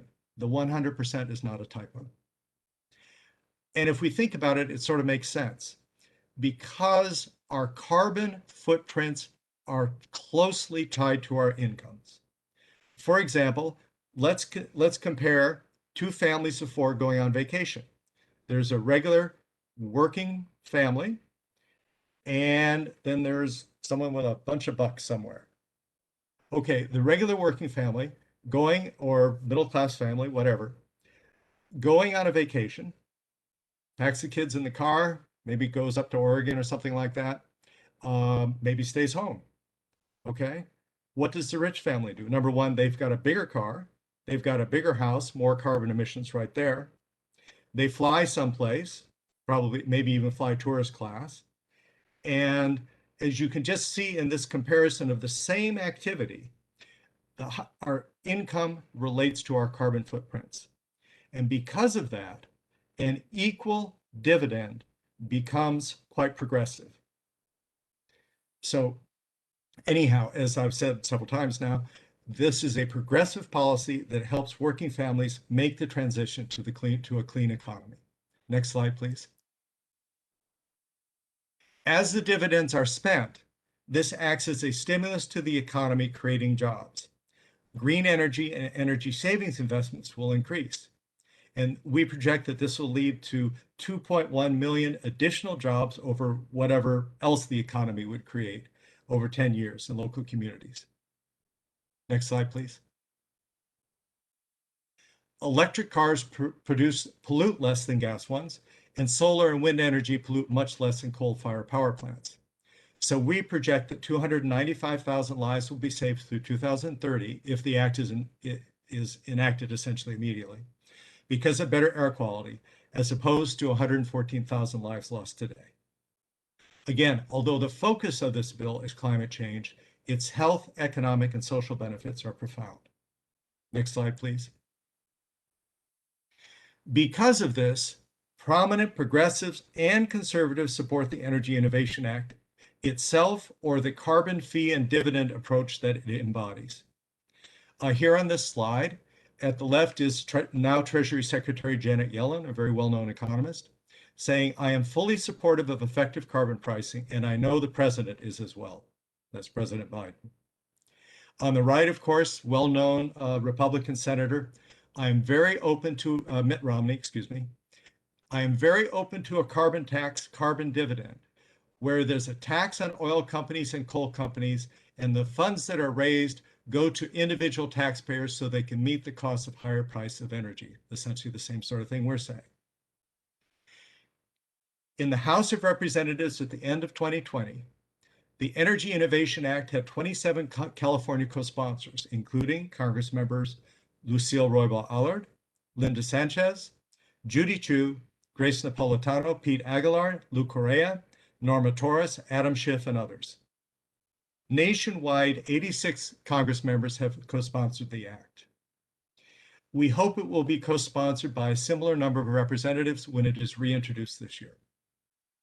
Faith groups as diverse as the U.S. Conference of Catholic Bishops, the Evangelical Environmental Network, Young Evangelicals for Climate Action, the Congregationalists, Unitarians, and Friends have endorsed this bill or support the approach we favor. The Los Angeles County Democratic Party has endorsed. Finally, the United States Chamber of Commerce and the American Petroleum Institute have both stated they are open to a carbon price. One reason that business groups are more open to carbon pricing now is the European Union's carbon border adjustment, the same concept I mentioned a few slides back, which takes effect in 2023. If the US does not implement an equivalent carbon fee, our exporters and the workers they employ will soon be penalized when they try to export to this enormous market. Although it's not the main reason to pass the Energy Innovation Act, simple economic self-interest is an important one, is still an important reason. Next slide, please. Passing Resolution 2021-20 will make the City of Bell Gardens a municipal endorser of the Energy Innovation and Carbon Dividend Act. If you do this, you'll be in good company. On this slide here on the show is a partial listing of municipal sponsors. The act has been endorsed by over 100 counties and cities nationwide, excuse me. Here on the list here, the County of Los Angeles, the largest local government body in the nation, has endorsed, and in my slide here, I put unanimous because there's a Republican on the Board of Supervisors, and she joined with her 4 Democratic colleagues. Local cities, Pomona, Redlands, Brea, Santa Ana down further in Orange County, Irvine, the Bay Area, and then recognizable cities across the country, Miami, Cincinnati, Rochester, et cetera, et cetera. In our view, if your city will honor us or honor the act really, with your endorsement, we feel that you will be making an important contribution to passing this act, important climate legislation this year, thus protecting planet Earth so that your constituents, especially the younger ones, will have a better chance at living their lives in a stable world, not one racked by continuous climate crises and the economic, political, and military turmoil that will accompany them. You will be endorsing a policy that is economically and socially just, boosts the economy and jobs, and improves health outcomes in our region and your city. You'll be the first city in Southeast LA County to support the act as a city. Indeed, if you imagine a triangle stretching from downtown LA to Brea and down to Santa Ana, you will be the first city in this heavily populated area to endorse. And as several of the speakers at the very beginning of the meeting commented, your example will encourage other municipalities, particularly local ones, to endorse. You'll be the first city in the 40th Congressional District to do this, raising your profile with Congresswoman Roybal-Allard. And finally, last but not least, you'll have the deep appreciation of myself and Citizens Climate Lobby volunteers like me. Thank you very, very much for your attention. And if you have any questions, I'll do my best to answer them. Thank you, Ken. I just want to very quickly acknowledge the great effort that you put into this presentation. I do want to recommend that if anyone wants to learn more in regards to this fee, to visit the citizensclimatelobby.org. That's where I educated myself on the topic. As you can tell, this is a very well thought out proposal, and it appeals to both parties, which I think is always a great thing to have. I want to open it up to my colleagues if they have any questions or comments. I have a question, Mayor. Mr. Bodger, thank you so much for your presentation. Like the mayor said, it was very well put together. But I do have a question. I can always look it up, but since I have it here, you mentioned that the dividends would be split per capita. To me, it just feels like it might be inequitable because per capita, we don't have that many residents in our region. Could you explain to me what the breakdown would look like? Yes, per capita. By per capita, we mean that the dividends will be paid through the Internal Revenue Service, and individuals will get, or we assume it will be, they'll get a monthly payment. So basically, any individual who is within the national tax paying system will receive a dividend. Okay, and so and it's a full share for anyone 19 years of age or older, and a half share for people younger. So it's on a per person basis. Does that make sense? Yeah, it does. I just was concerned that we'd be putting in some portion and not receiving, something equitable in return. But I think it's just, go ahead. Yes, excuse, I apologize. Basically, the act works, it would be a federal law, and the relationship would be directly between the federal government and the taxpayer, who is also the dividend recipient. And the point of the studies that I spent a few slides on is that in general, middle class and working class families do well with this dividend. In other words, it is not, it does not go through cities, it goes directly from the federal government to taxpayers. Gotcha. Thank you. Any other comments or questions? Mayor Barcena? Please go ahead. Mr. Ken, appreciate the presentation. I think this is something that a lot of our communities need to see. I think by this being brought to us, we're headed in the right direction. I've seen that, in Congress, sometimes there's some pushback from the other side that doesn't believe in climate change, right? And we've been strategic in tackling this, going directly to the local governments now and the county, really. I mean, County of LA, right? In getting support for this. I love this. Speaking as the youngest council member in the council, as well the youngest council member in the County of LA, I think we're setting the standard and we're setting the bar. With that said, I'm in full support of this, and I'm glad that we're the first community to be doing this in the Southeast LA region. Thank you. Thank you. Thank you. Thank you, council member. Go ahead, Ken. Sorry about that. No, not at all. I just think this is awesome. So no, that's all. Thank you. Yes, I agree. I want to say, unless anyone has any other comments, I want to go ahead and say again, thank you. And I've met the group that Ken belongs to, the Citizens Climate Lobby, and it's a very vibrant group of volunteers. I want to thank Ken, of course, and also Edward Rivero, who was also here today, Salvador Cervantes, and everyone else that's putting their own time into this effort. I do believe that this will be something that can bring social justice and environmental justice too, especially in communities in the Southeast like Bell Gardens. We're right next to the 710 freeway. We're heavily impacted by the pollution of these huge freeways that are right next to our houses. And I think that this act here, even though it's at a federal level, even though it's not really within our jurisdiction, I do feel that our support can really make a difference. And I want to commend you for all the work that you've been doing with the County of Los Angeles, who already endorsed you. and all the other small cities. And I hope that me and my colleagues can spread the word. Again, the citizensclimatelobby.org website is an extremely well put together resource of information in case I had a bunch of doubts about this, because I'm not a big fan of doing non-local issues, but this one in particular seems very promising. So again, Ken, I really appreciate your input here and your cooperation. And I will go ahead and make a motion to adopt resolution 2021-20 in support of the Energy Innovation and Carbon Dividend Act. I'll second that. Okay, and that's a second by Jorge Chavez. I will go ahead and take a roll call. Jorge? Absolutely. Yes. Thank you. Councilmember Cortez? Yes. Thank you. Councilmember Flores? Yes. Thank you. Mayor Pro Tem Pulido? Yes. Thank you. And that's a yes for myself. So the resolution passes. Thank you, Ken. Have a great Thank you. day.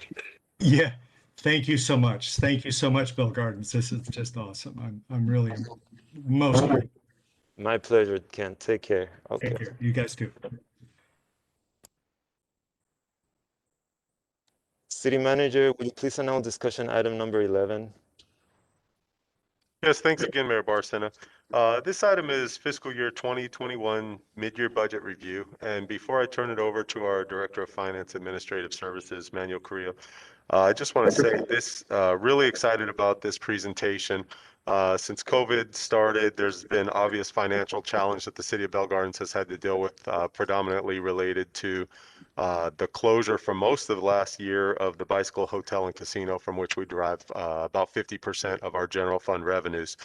So as all cities have struggled, and counties as well, most government agencies do not have a single source of revenue that is so important as what the City of Bell Gardens has with the Bicycle Hotel and Casino. And so there's going to be a lot of detail that's presented to you, but I think in a sentence, what I would just say that's very positive news is we started the fiscal year with the presumption that we would have a budget deficit of $2.7 million. And it looks like at this point, what we project those actuals to be would be an actual increase to the general fund of about $3 million. So that's about a $6 million positive change. A big portion of that does relate to federal COVID funding that's expected to be signed here this week by the president. But it also goes to show that all of the diligent actions I think that the council has taken, also the employees, the staff, and the residents have really paid off. And so what could have been a really dark year from the financial perspective has actually turned around, and I think really sets us up going forward into the fiscal year 21-22 budget. With that, I'll turn it over to Manuel. Thank you, Mr. City Manager. Mayor Barcena, Mayor Pro Tem Pulido, Council Members Cortez, Flores, and Chavez, I thank you for the opportunity to present this evening. We will be going through some brief PowerPoints related to our mid-year budget review, and I hope it will provide a fairly comprehensive picture of current and projected finances as we move forward into the remaining portion of our fiscal year. If we could actually move to slide number 2, please. I would like to begin by touching on what has been the most central issue related to the city's finances over the last year, which is, of course, the Bicycle Casino closures as a result of the COVID-19 pandemic. As you can see, the casino closures began in March 2020, when stay-at-home orders were initiated. It was closed in April and May and reopened briefly in June of 2020.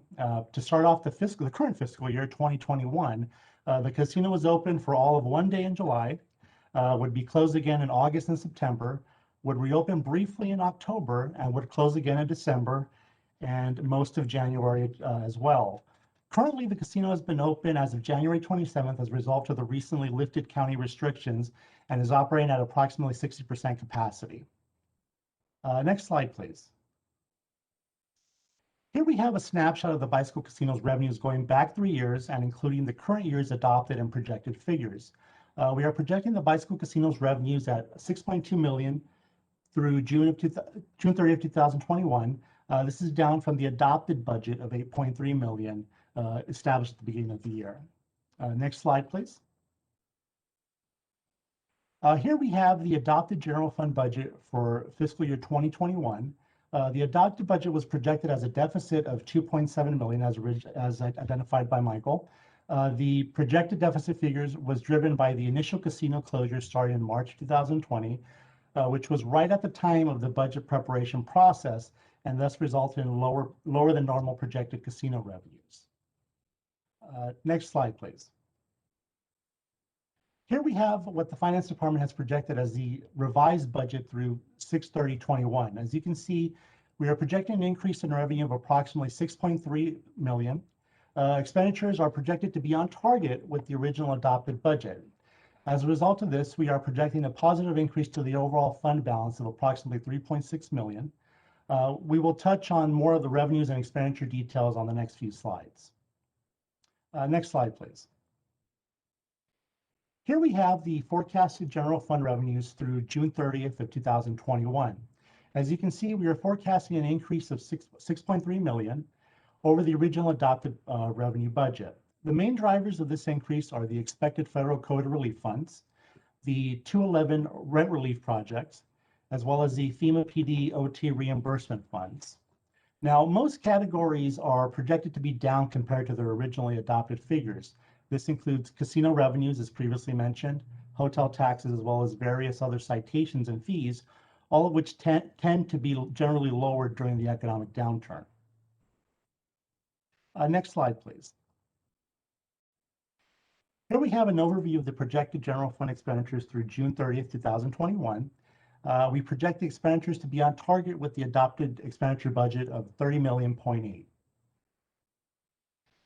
Here we are projecting position savings in the amount of 883,000, while factoring in additional appropriations, both council approved and additionally requested as part of our budget review process with the various city departments. Next slide, please. Now, on this slide, we have a bit more detail as to the additional appropriations identified. These additional appropriations encompass things such as professional and contractual services, the official reclassification of code enforcement positions from CDBG to general fund, as well as additional expenses related to the rent relief program and other COVID-19 related expenses and efforts. Next slide, please. This slide looks at additional appropriations associated with other funds or non-general fund related activities. These include CDBG related expenditures associated with consulting services, the Aquatic Center, as well as Measure W funding grant expenditures associated with Ford Park. Next slide, please. Here we have what we project to be the fund balance as of June 30th, 2021. At June 30th, 2020, the fund balance was 17.4 million. Through the end of fiscal year 2021, we are projecting a fund increase of 3.6 million, thus resulting in a projected fund balance of a little over $20 million. As of June 30th, 2021, as of June 30th, 2021, one thing to factor in when looking at the fund balance is that it consists of three main components, as you can see on the bottom left portion of this slide, which are assigned liabilities, which are the post-employment retirement obligations that the city has, assignment for contingencies, which is the $200,000 a year, which is set aside to establish a reserve, and which are also non-spendable items such as notes and loans receivable, which are due to the city. Next slide, please. Here we have a few key fiscal items that Finance continues to monitor closely as we enter the latter part of the fiscal year. Of course, the COVID-19 relief funds. At this point, the city is expected to receive 7.9 million drawdowns, and drawdown should begin at about March or April, I'm sorry. We have the casino revenues, which is projected to come in at 6.2 million for fiscal year 2021, lower than the adopted budget, but on a positive note, the casino has been open since January 21st and is at about 60% capacity. And of course, there is potential for increased capacity if COVID conditions continue to improve and we're able to move to higher tiers per county guidelines.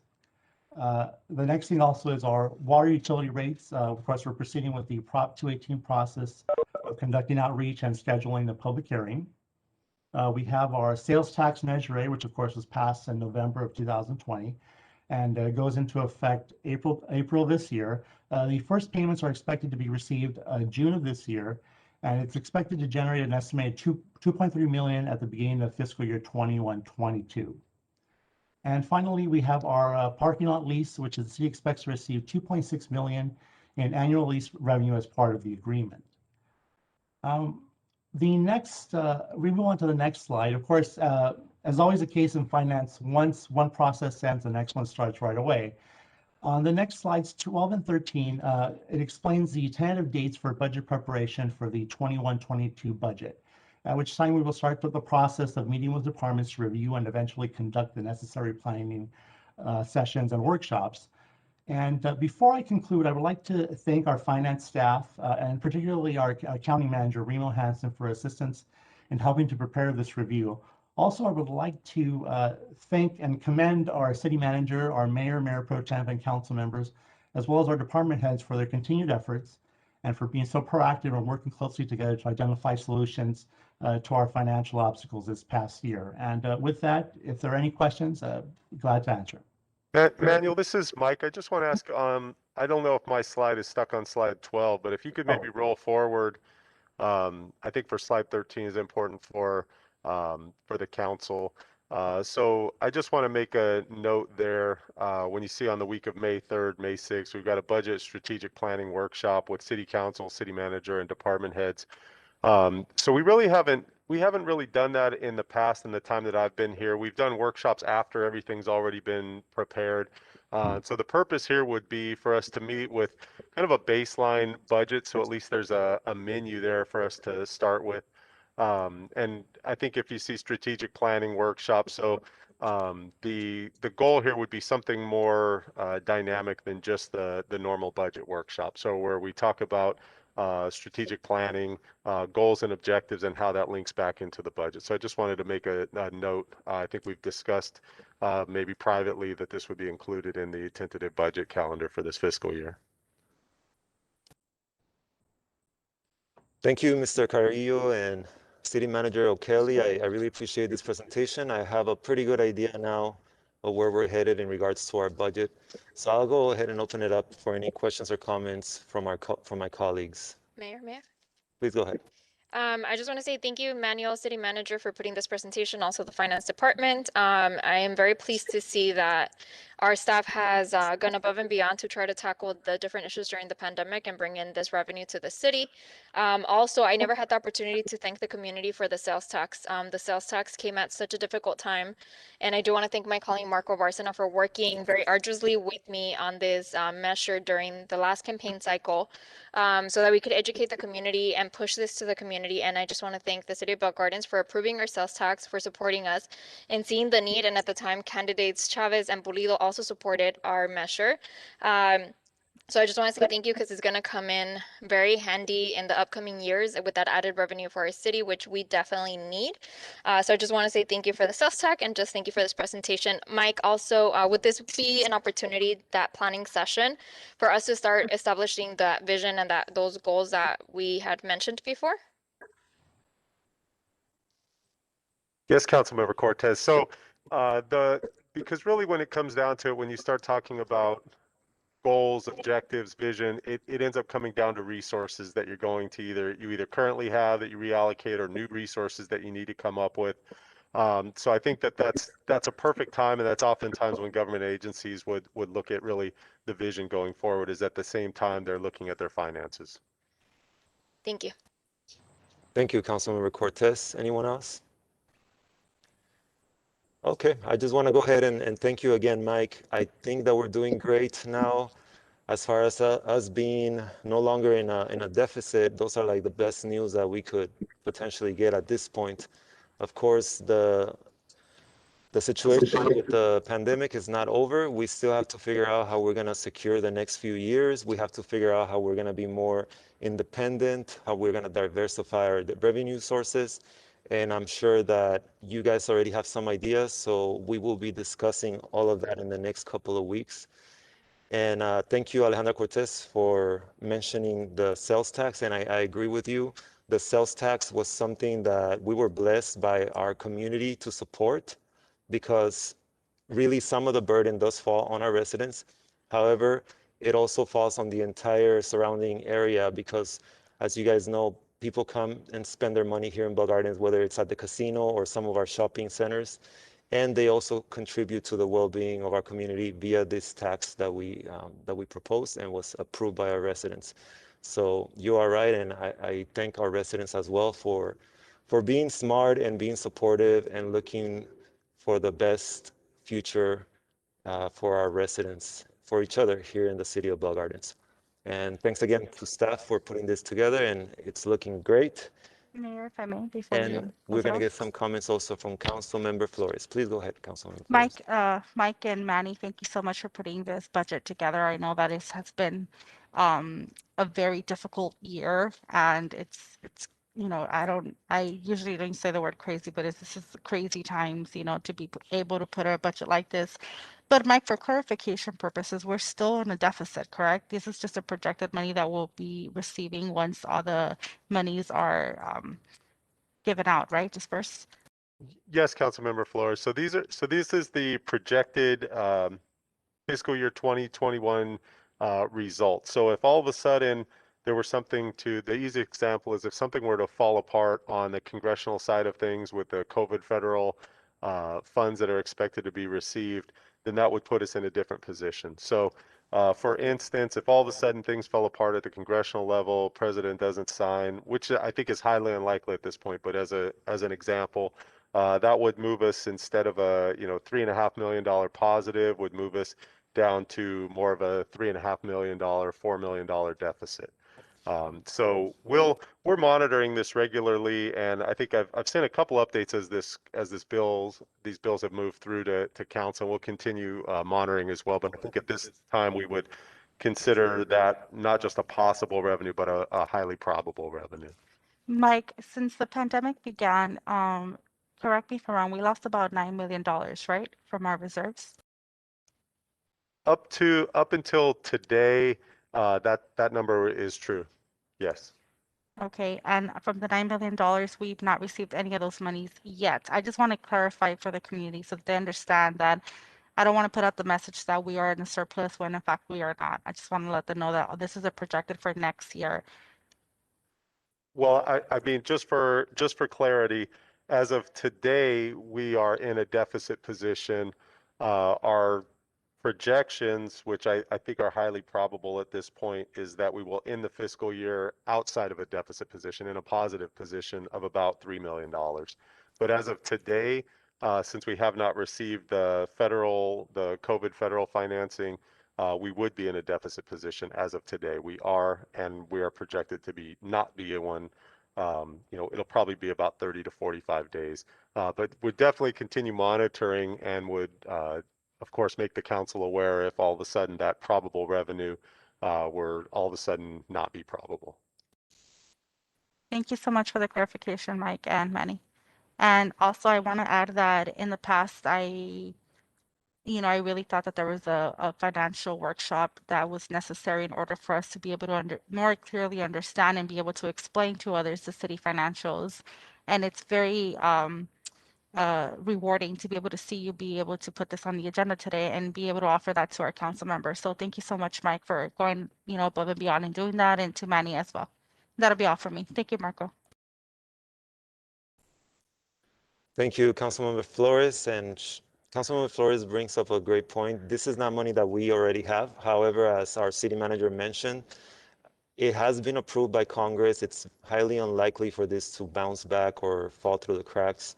So it's almost, as they say, money in our pocket, but technically we don't have it yet. We hope to have it by the end of the fiscal year. So we should be out of the deficit before the end of the fiscal year if everything goes as planned. Mayor Barcena, if I may. Please go ahead. Thank you. Thank you so much for the presentation, Manuel. Appreciate all the information that was presented. I'm looking forward to I was looking at the PowerPoint and the last two slides in terms of the calendar, right, between now and July 1st or June 1st. And I was wondering if by any chance we're gonna have an opportunity to have public input on the budget itself, right? So I know in the past there's been some conversation about having participatory budgets, right? So where the community can kind of give insight in where exactly they want to allocate certain funds into different sections of the city, right? Or different departments per se. So I was looking at that. I know we're having a council study session where we can go ahead and the staff will meet with us, but if there's there's going to be any sort of outreach towards the public, right?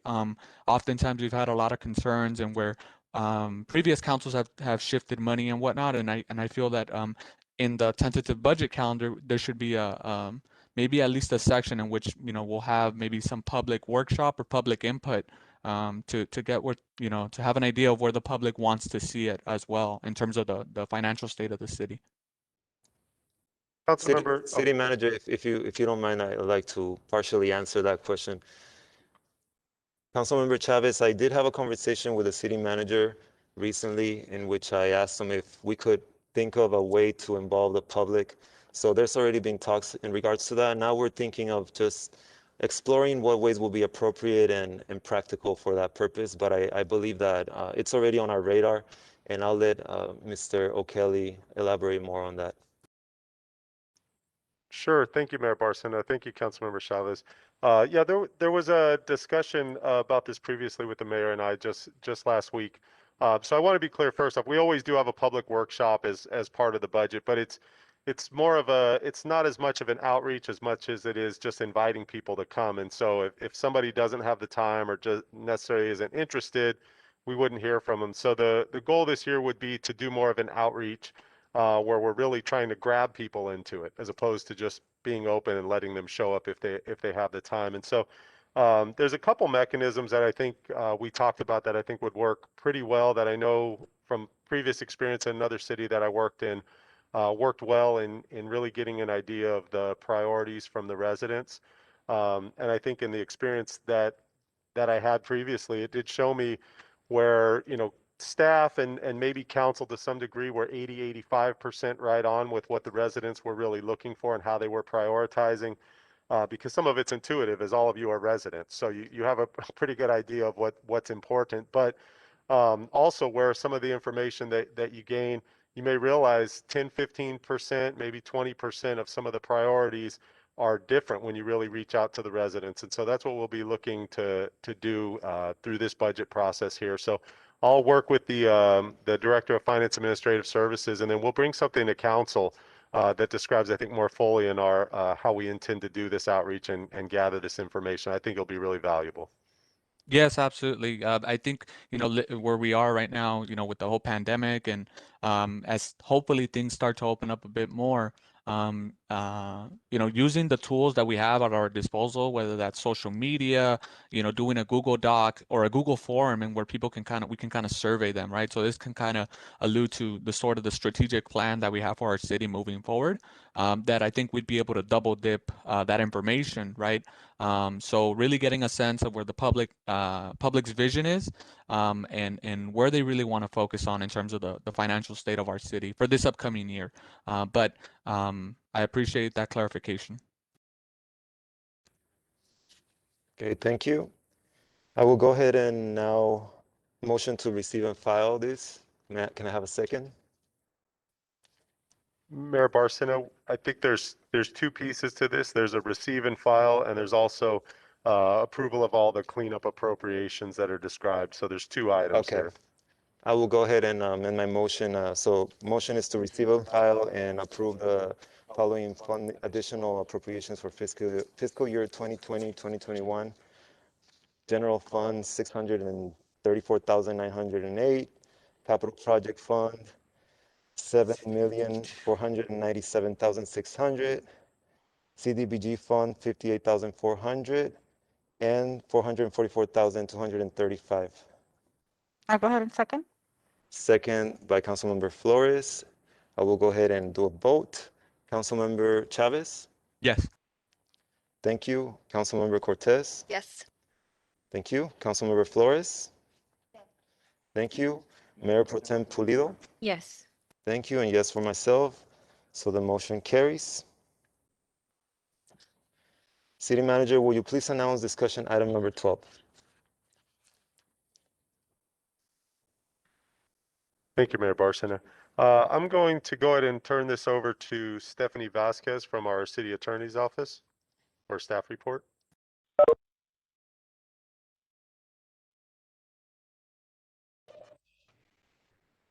Mayor, members of the City Council, we are here to present item consideration of an agreement for city manager employment agreement.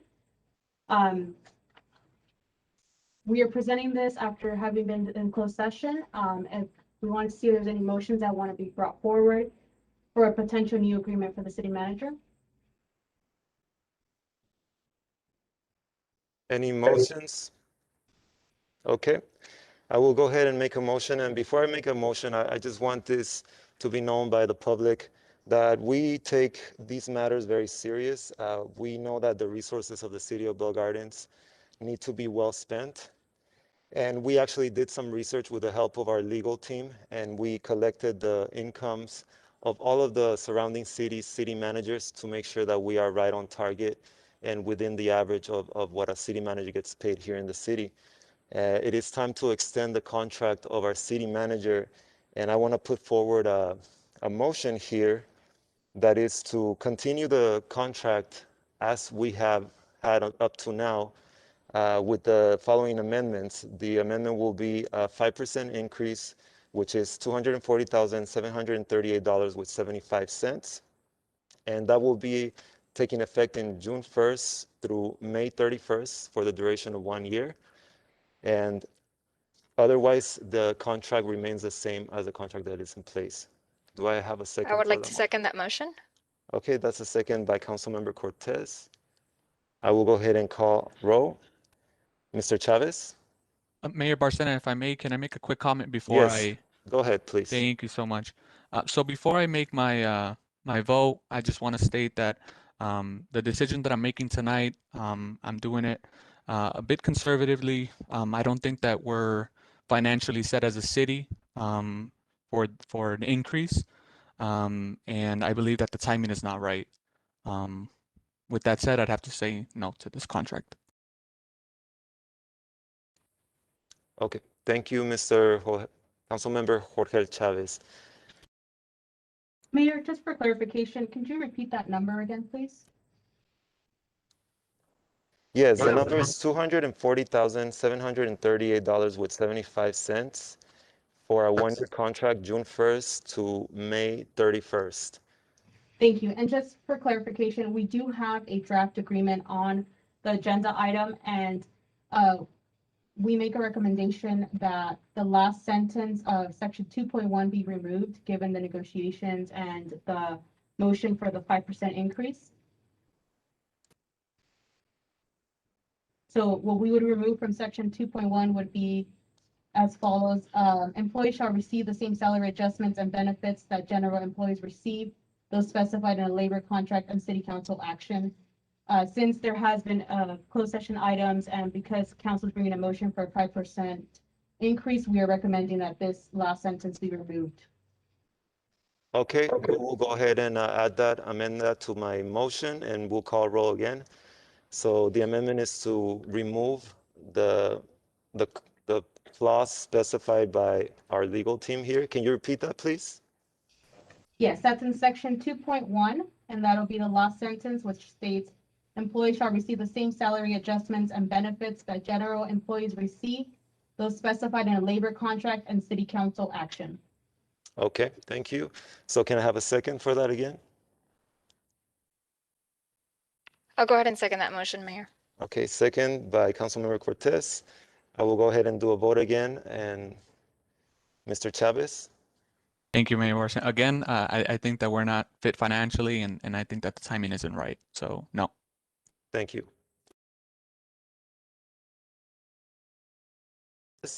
Cortez? I would like to vote yes, and on the comment that our city manager is the most essential employee, one of the most essential employees in our city. He takes care of every single issue. He guides every single department. Not only that, but he brought in very valuable resources, which are all of our directors that were hired under his direction and that have made this possible. This is a team effort. It's not only up to council, it's up to the city managers, up to our directors and all of our wonderful employees. On that notion, also seeing that we are moving up progressively in terms of our finances and also being very careful with our finances because we take that job very seriously. I am in agreement of valuing one of our most important assets. He doesn't have an assistant city manager. He's been handling this entire time by himself.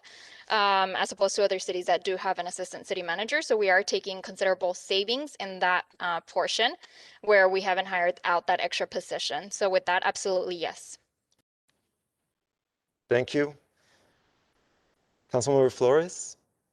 Before I make my my vote, I'd like to express that Mr. O'Kelly is a very essential, if not the most essential person in the city of Bell Gardens to make sure that our city is operating and running effectively. Like Mrs. Cortez mentioned, he's been in charge of hiring someone like Mr. Romo, who's done a phenomenal job and has helped many of our residents here in the city, as well as Roseanne, who has done a great job since her arrival. And these are all hires that Mr. O'Kelly did. There's no question and there's no doubt that he is valuable and that he is deserving of this raise.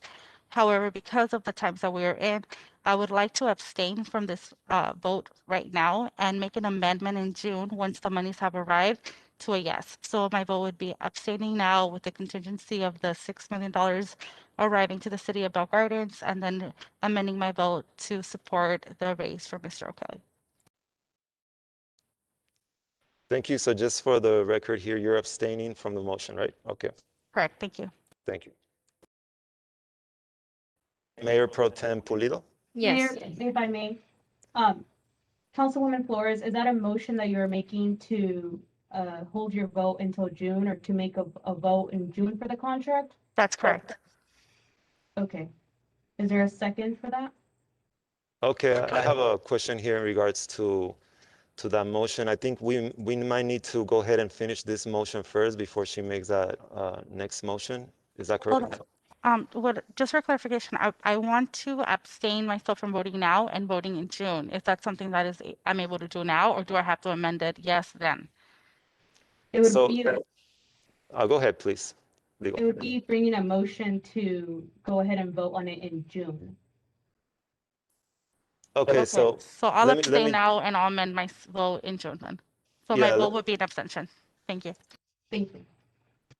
thank you. I think that clarifies it because as long as the motion passes, there won't be a need for the further vote. But thank you for clarifying. We were at Mayor Pro Tem Pulido. Yes. Thank you. And that is a yes for myself as well. I want to just make it known that our city manager here has shown that he can handle the job. We have plans for the city of Bell Gardens that require a high degree of dedication, and I am confident that he will be able to deliver on those goals. We are shifting gears. This is a different phase that we're entering. Obviously, with the pandemic and all the challenges that the city underwent in the last few months and the last year, things are much more different now. And I do believe and I am confident that this is the right person for the job. And as Councilmember Cortez mentioned, we do not have an assistant city manager. So in our analysis, when we looked at the surrounding cities, most of the city managers that were paid around this salary, they actually also relied on an assistant city manager. So that's an additional position that our city manager is carrying the weight and still delivering. So I am confident that this is the right move for the city of Bell Gardens, and I am confident that this is money well spent, and we will continue to progress and get back to work as usual here in the city of Bell Gardens, which will be something that I think the residents will appreciate. So that's a yes for me. And motion carries with 3 yes votes, 1 abstention, and 1 no. Mayor Barcena, if I may. Please go ahead, Mr. Chavez. Thank you. Seeing as the only council member that voted no, I just want to say that I look forward to working with Mr. Mike O'Kelly, and hopefully in a year from now, things are in a better situation and our financial state is a lot better. But again, thank you, and I look forward to working with you for this upcoming year.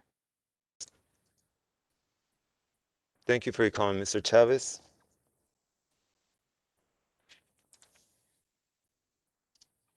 Okay, we are now moving to public participation. City Clerk, are there any speakers? Yes, Mayor, we have 2 speakers requesting to be called. and then one email to be read. So I'll proceed with the first one. Marianne Jimenez.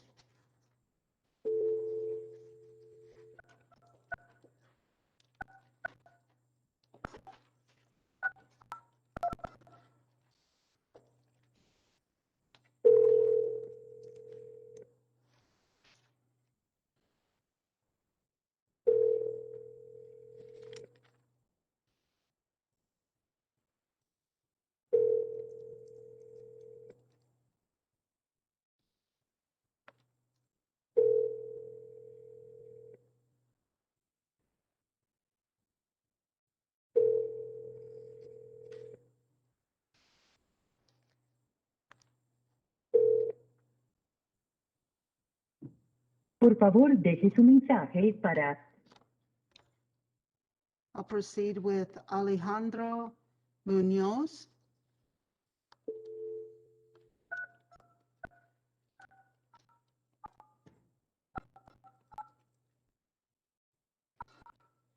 Hello, please state your name after the tone, and Google Voice will try to connect you. Jane Halstead, City Clerk for the City of Bell Gardens.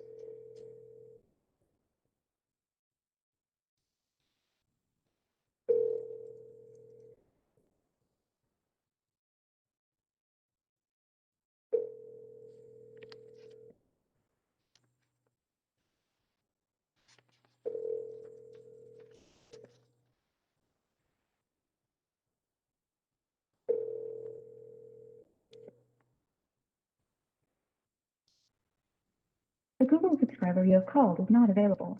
Please.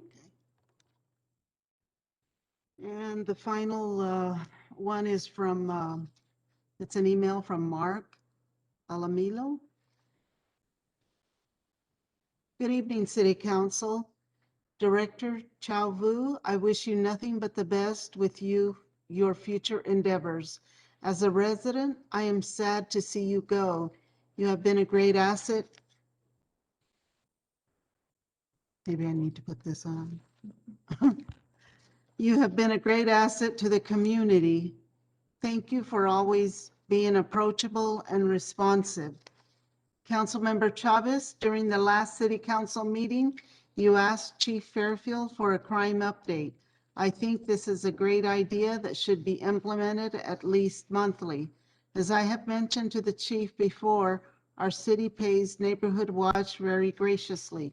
At the very least, residents should be provided crime statistics bi-weekly or monthly in the form of an email blast and social media postings.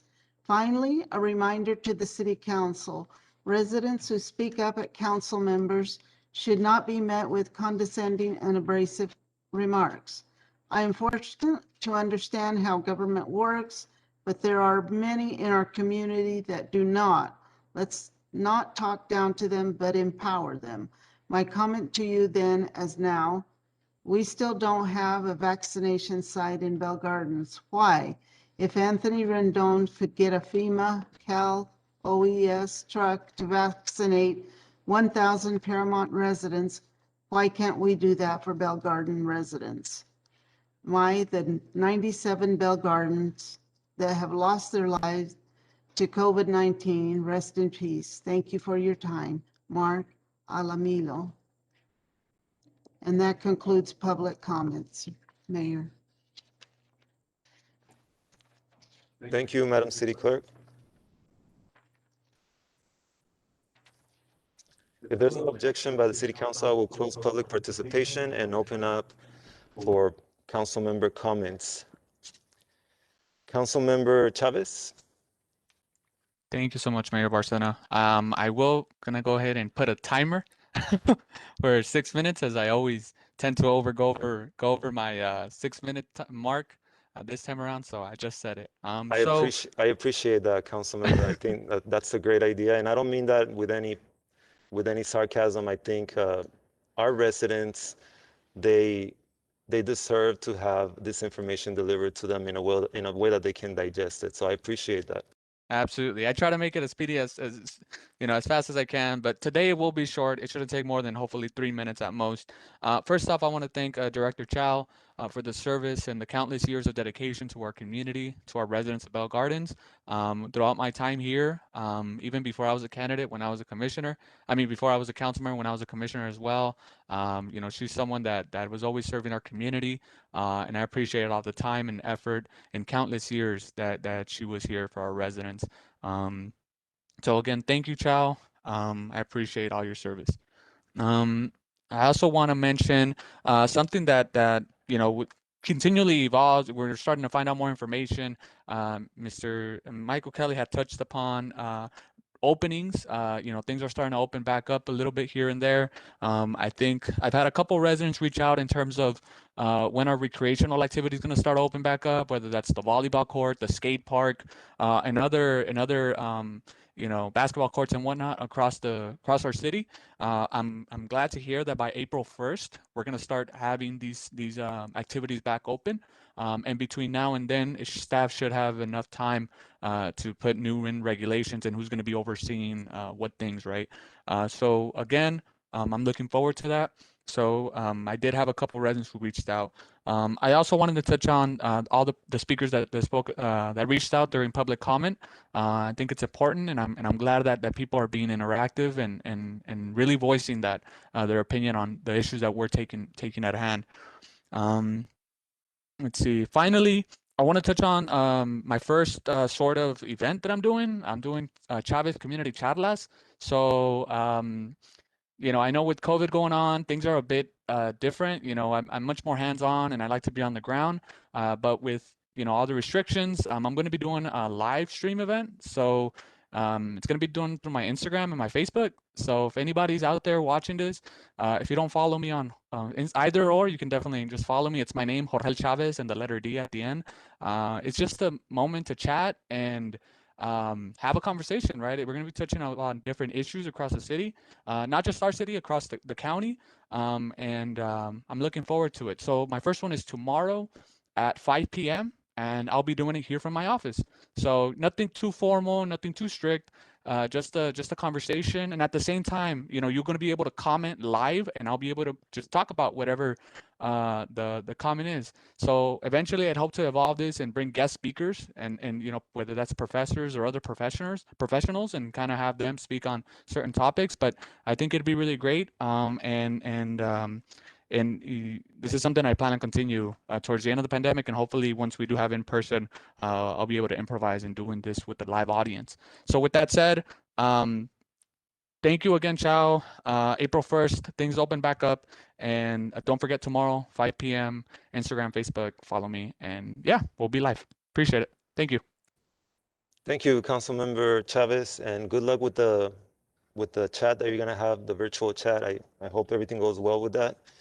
And I'll try to stop by if you invite me, but otherwise I'll stay away. Everybody's invited. Everybody's invited. Anybody can come on and show up. I'll be here in the office, so yeah, anybody's invited. All right, cool. Good to know. Councilwoman Cortez. Thank you, Mayor. I just want to say again, happy International Women's Day, a special recognition to my female colleagues on this council, as well to every single female employee, including our beloved director, Chow Vu. Again, Chow, just thank you. You and I had a conversation maybe about a couple weeks ago. And so long as it's for your own personal achievements and your aspirations, we love to see our employees succeed and to grow. So we are going to miss you here, but we're very, very happy for you. Just wanted to tell you that very sincerely. We're going to miss you, but you're not that far away. Come and visit us and, kick ass, for lack of a better term, while you're there, continue to shatter that glass. Moving on, after that, I do want to announce that we are having a community cleanup with different community members that reached out through our Bell Gardens Uncensored page. And several of those members are our commissioners. So I'm very proud that they want to be very active in our community. So we were originally scheduled to have it Cesar Chavez weekend, but I think we have a conflicting city event. So I'll be reaching out to them to change the date or see how we could work around our city events, or maybe we can integrate that, but we will be coming out to the community to clean up. I'll be advertising and posting the flyer very soon so that anyone who wants to join us can join us. And we are going to be exercising COVID measures, so 6 feet apart while wearing our masks so that everybody stays safe. So again, more information to come on social media. Also, I do want to thank our Bell Gardens Police Department and our Neighborhood Watch. I did have the opportunity to see our Neighborhood Watch active this weekend. Ms. Marilu Travis, along with several of our community members, they continue to work in our community, and it's a very important asset to different generations of our community because they stay active, they continue to meet, they continue to have a fulfilling purpose for our community, and for that I am eternally grateful. Also, BGPD, we've had a lot of an influx of crime recently, and it's not to the city's fault or anybody's fault, but we have seen that. But our Bell Gardens Police Department is always responding to the call, and they've posted some press releases of great achievements that they had to take weapons off the streets to keep our community safe, and sometimes they're overlooked. It's just a daily job, but every single day they continue to expose and risk their lives for our community. And for that, I will always be grateful. So thank you, Bell Gardens Police Department, for the work that you do day in and day out. And lastly, I do want to say, I am very grateful to my parents had the opportunity to be vaccinated this past week. They were eligible under the new guidance. And I'm just very grateful that they were able to do that because that has been my number one worry during this pandemic. And I want to encourage everyone that if you do have the opportunity to get vaccinated, please go ahead and do so. You're protecting those that are most vulnerable around you and that won't be able to get this vaccine for numerous reasons. We'll continue to advocate here in the city of Bell Gardens to continue to bring resources. Several of us have been very active advocating to bring vaccines to our city. And we're going to continue to do that. And sometimes the help doesn't come, but just know that we're fighting for you and that we understand that our community has a great need, a big, big need. Our people are dying. Our people are essential workers, and we'll continue to advocate for that. So that is my commitment, continuous commitment. And with that, have a great night, everybody.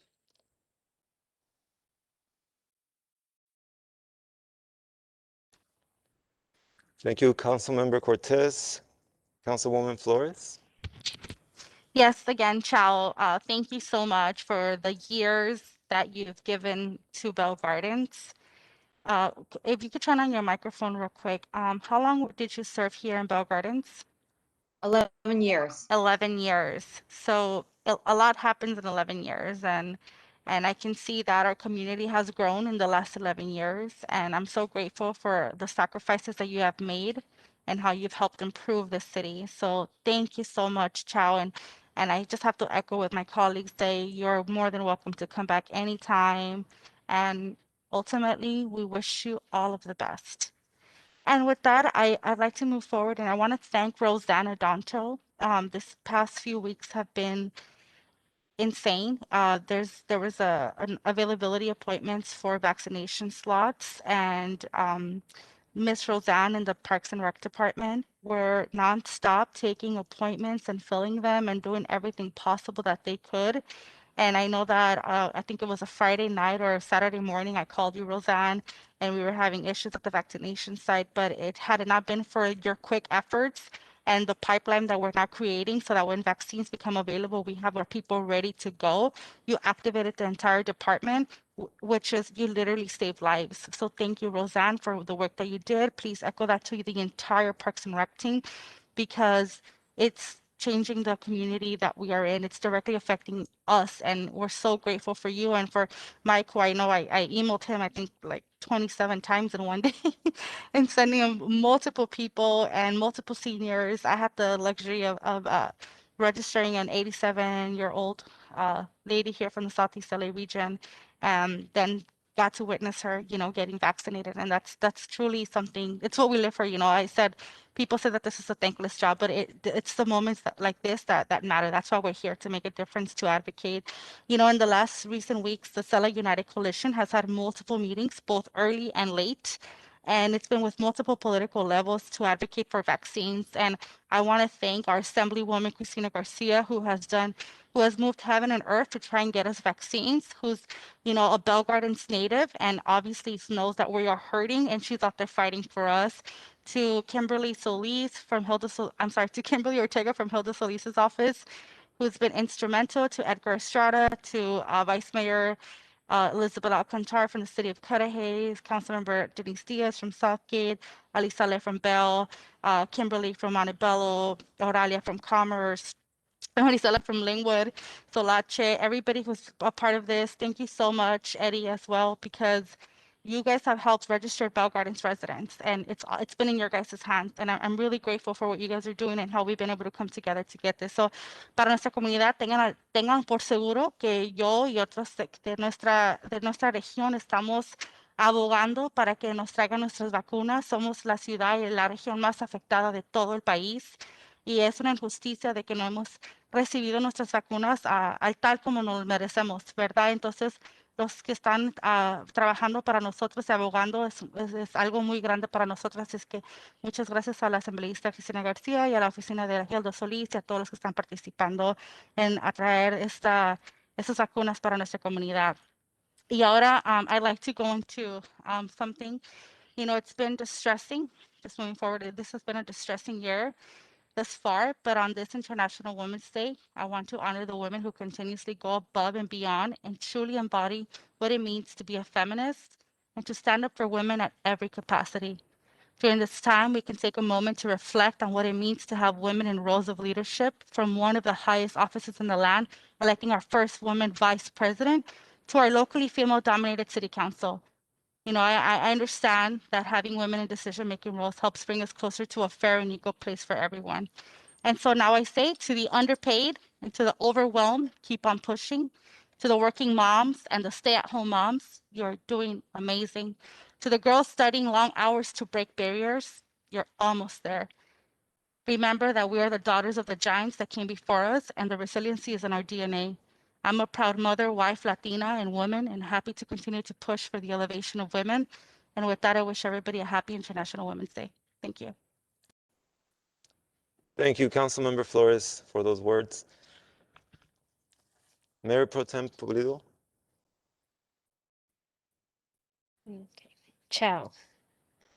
I'm sure that your resume on its own impressed the new team that you're going to be joining soon, but they have no idea of the fearless, strong leader that's going to join them and the role model that's going to join them. Although selfishly, I want you to stay. I'm very happy. I'm very excited about what the future holds for you. Thank you for the 11 years of service that you provided our community and for blessing us all with your presence. I'll say it again, I'm very sad that you're leaving, but I find comfort in knowing that your light's going to brighten the lives of many others outside of Bell Gardens, and I will miss you. Happy Women's History Month, ciao, this month for you. Thank you. Thank you, Mayor Pro Tem Pulido. That was very nice. I want to say that I like the fact that we are already thinking of dates of when we're going to be getting back to opening up our facilities and our programs. So I really appreciate that from staff. And I would like to make a couple of suggestions. Maybe they're more of like ideas that we can go off of. Let's go ahead and make this a big movement of reopening. As soon as we have some dates that are concrete, when we're sure that these are the dates that we're going to pick.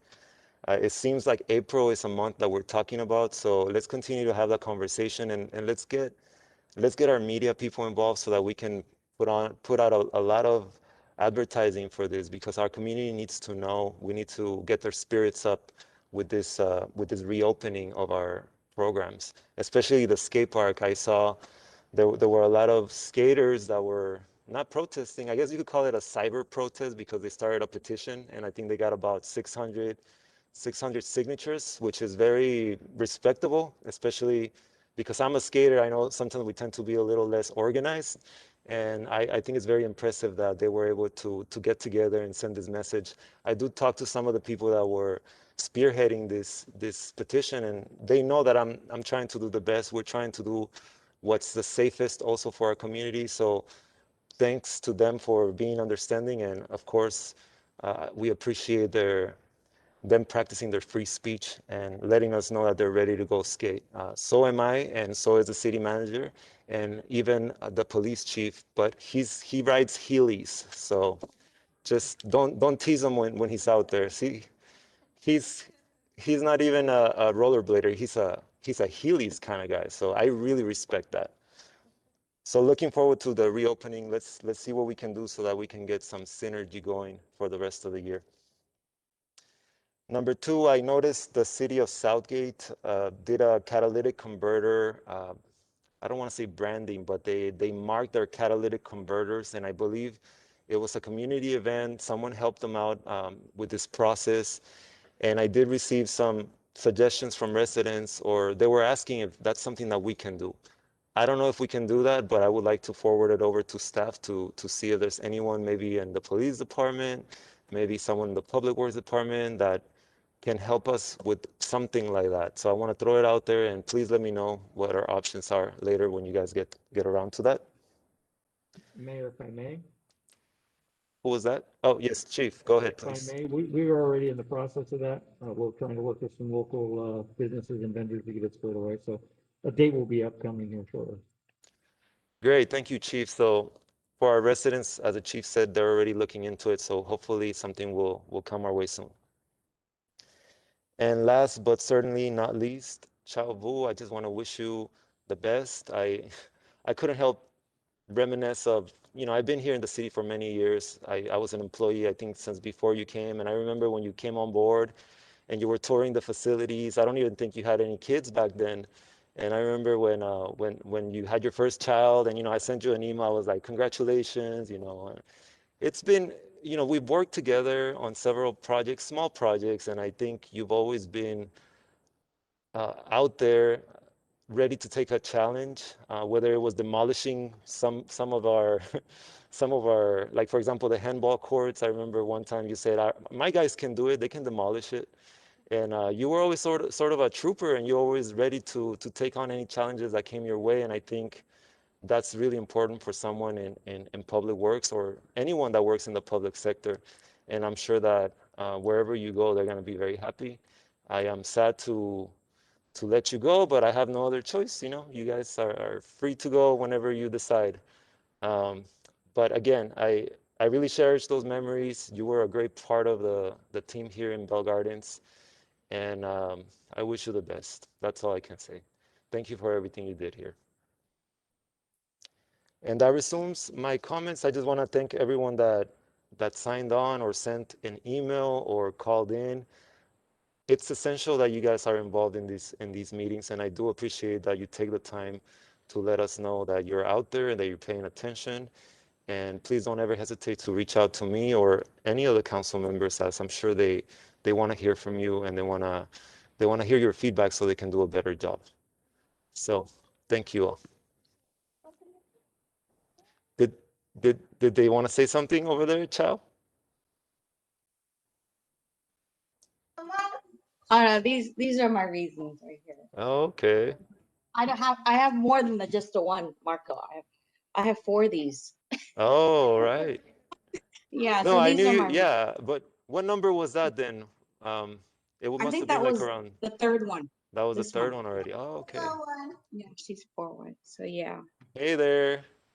It's a pleasure. It's such a pleasure. Meet my bosses. Oh, wow. Okay. And my A big teammates right family. The here. whole family. Yeah. Well, you That's should have great. Love brought it. them earlier. That would have been nice.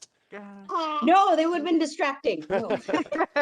Team Chow Sometimes we right need a here. Team distraction Chow. here, Well, to Beautiful you family, little ones, child. just know your mom is amazing, and your mom is strong, and she's very powerful, and you have such a boss at home. Yeah. Wow. Thank you. Thank you. Thank you. All right. You Bye, guys take guys. care. Have a good night. And I believe if there's no objection by the city, if there's no objection by the city council or Chow's family, I will now adjourn the city council meeting at 8:35 p.m. Thank you.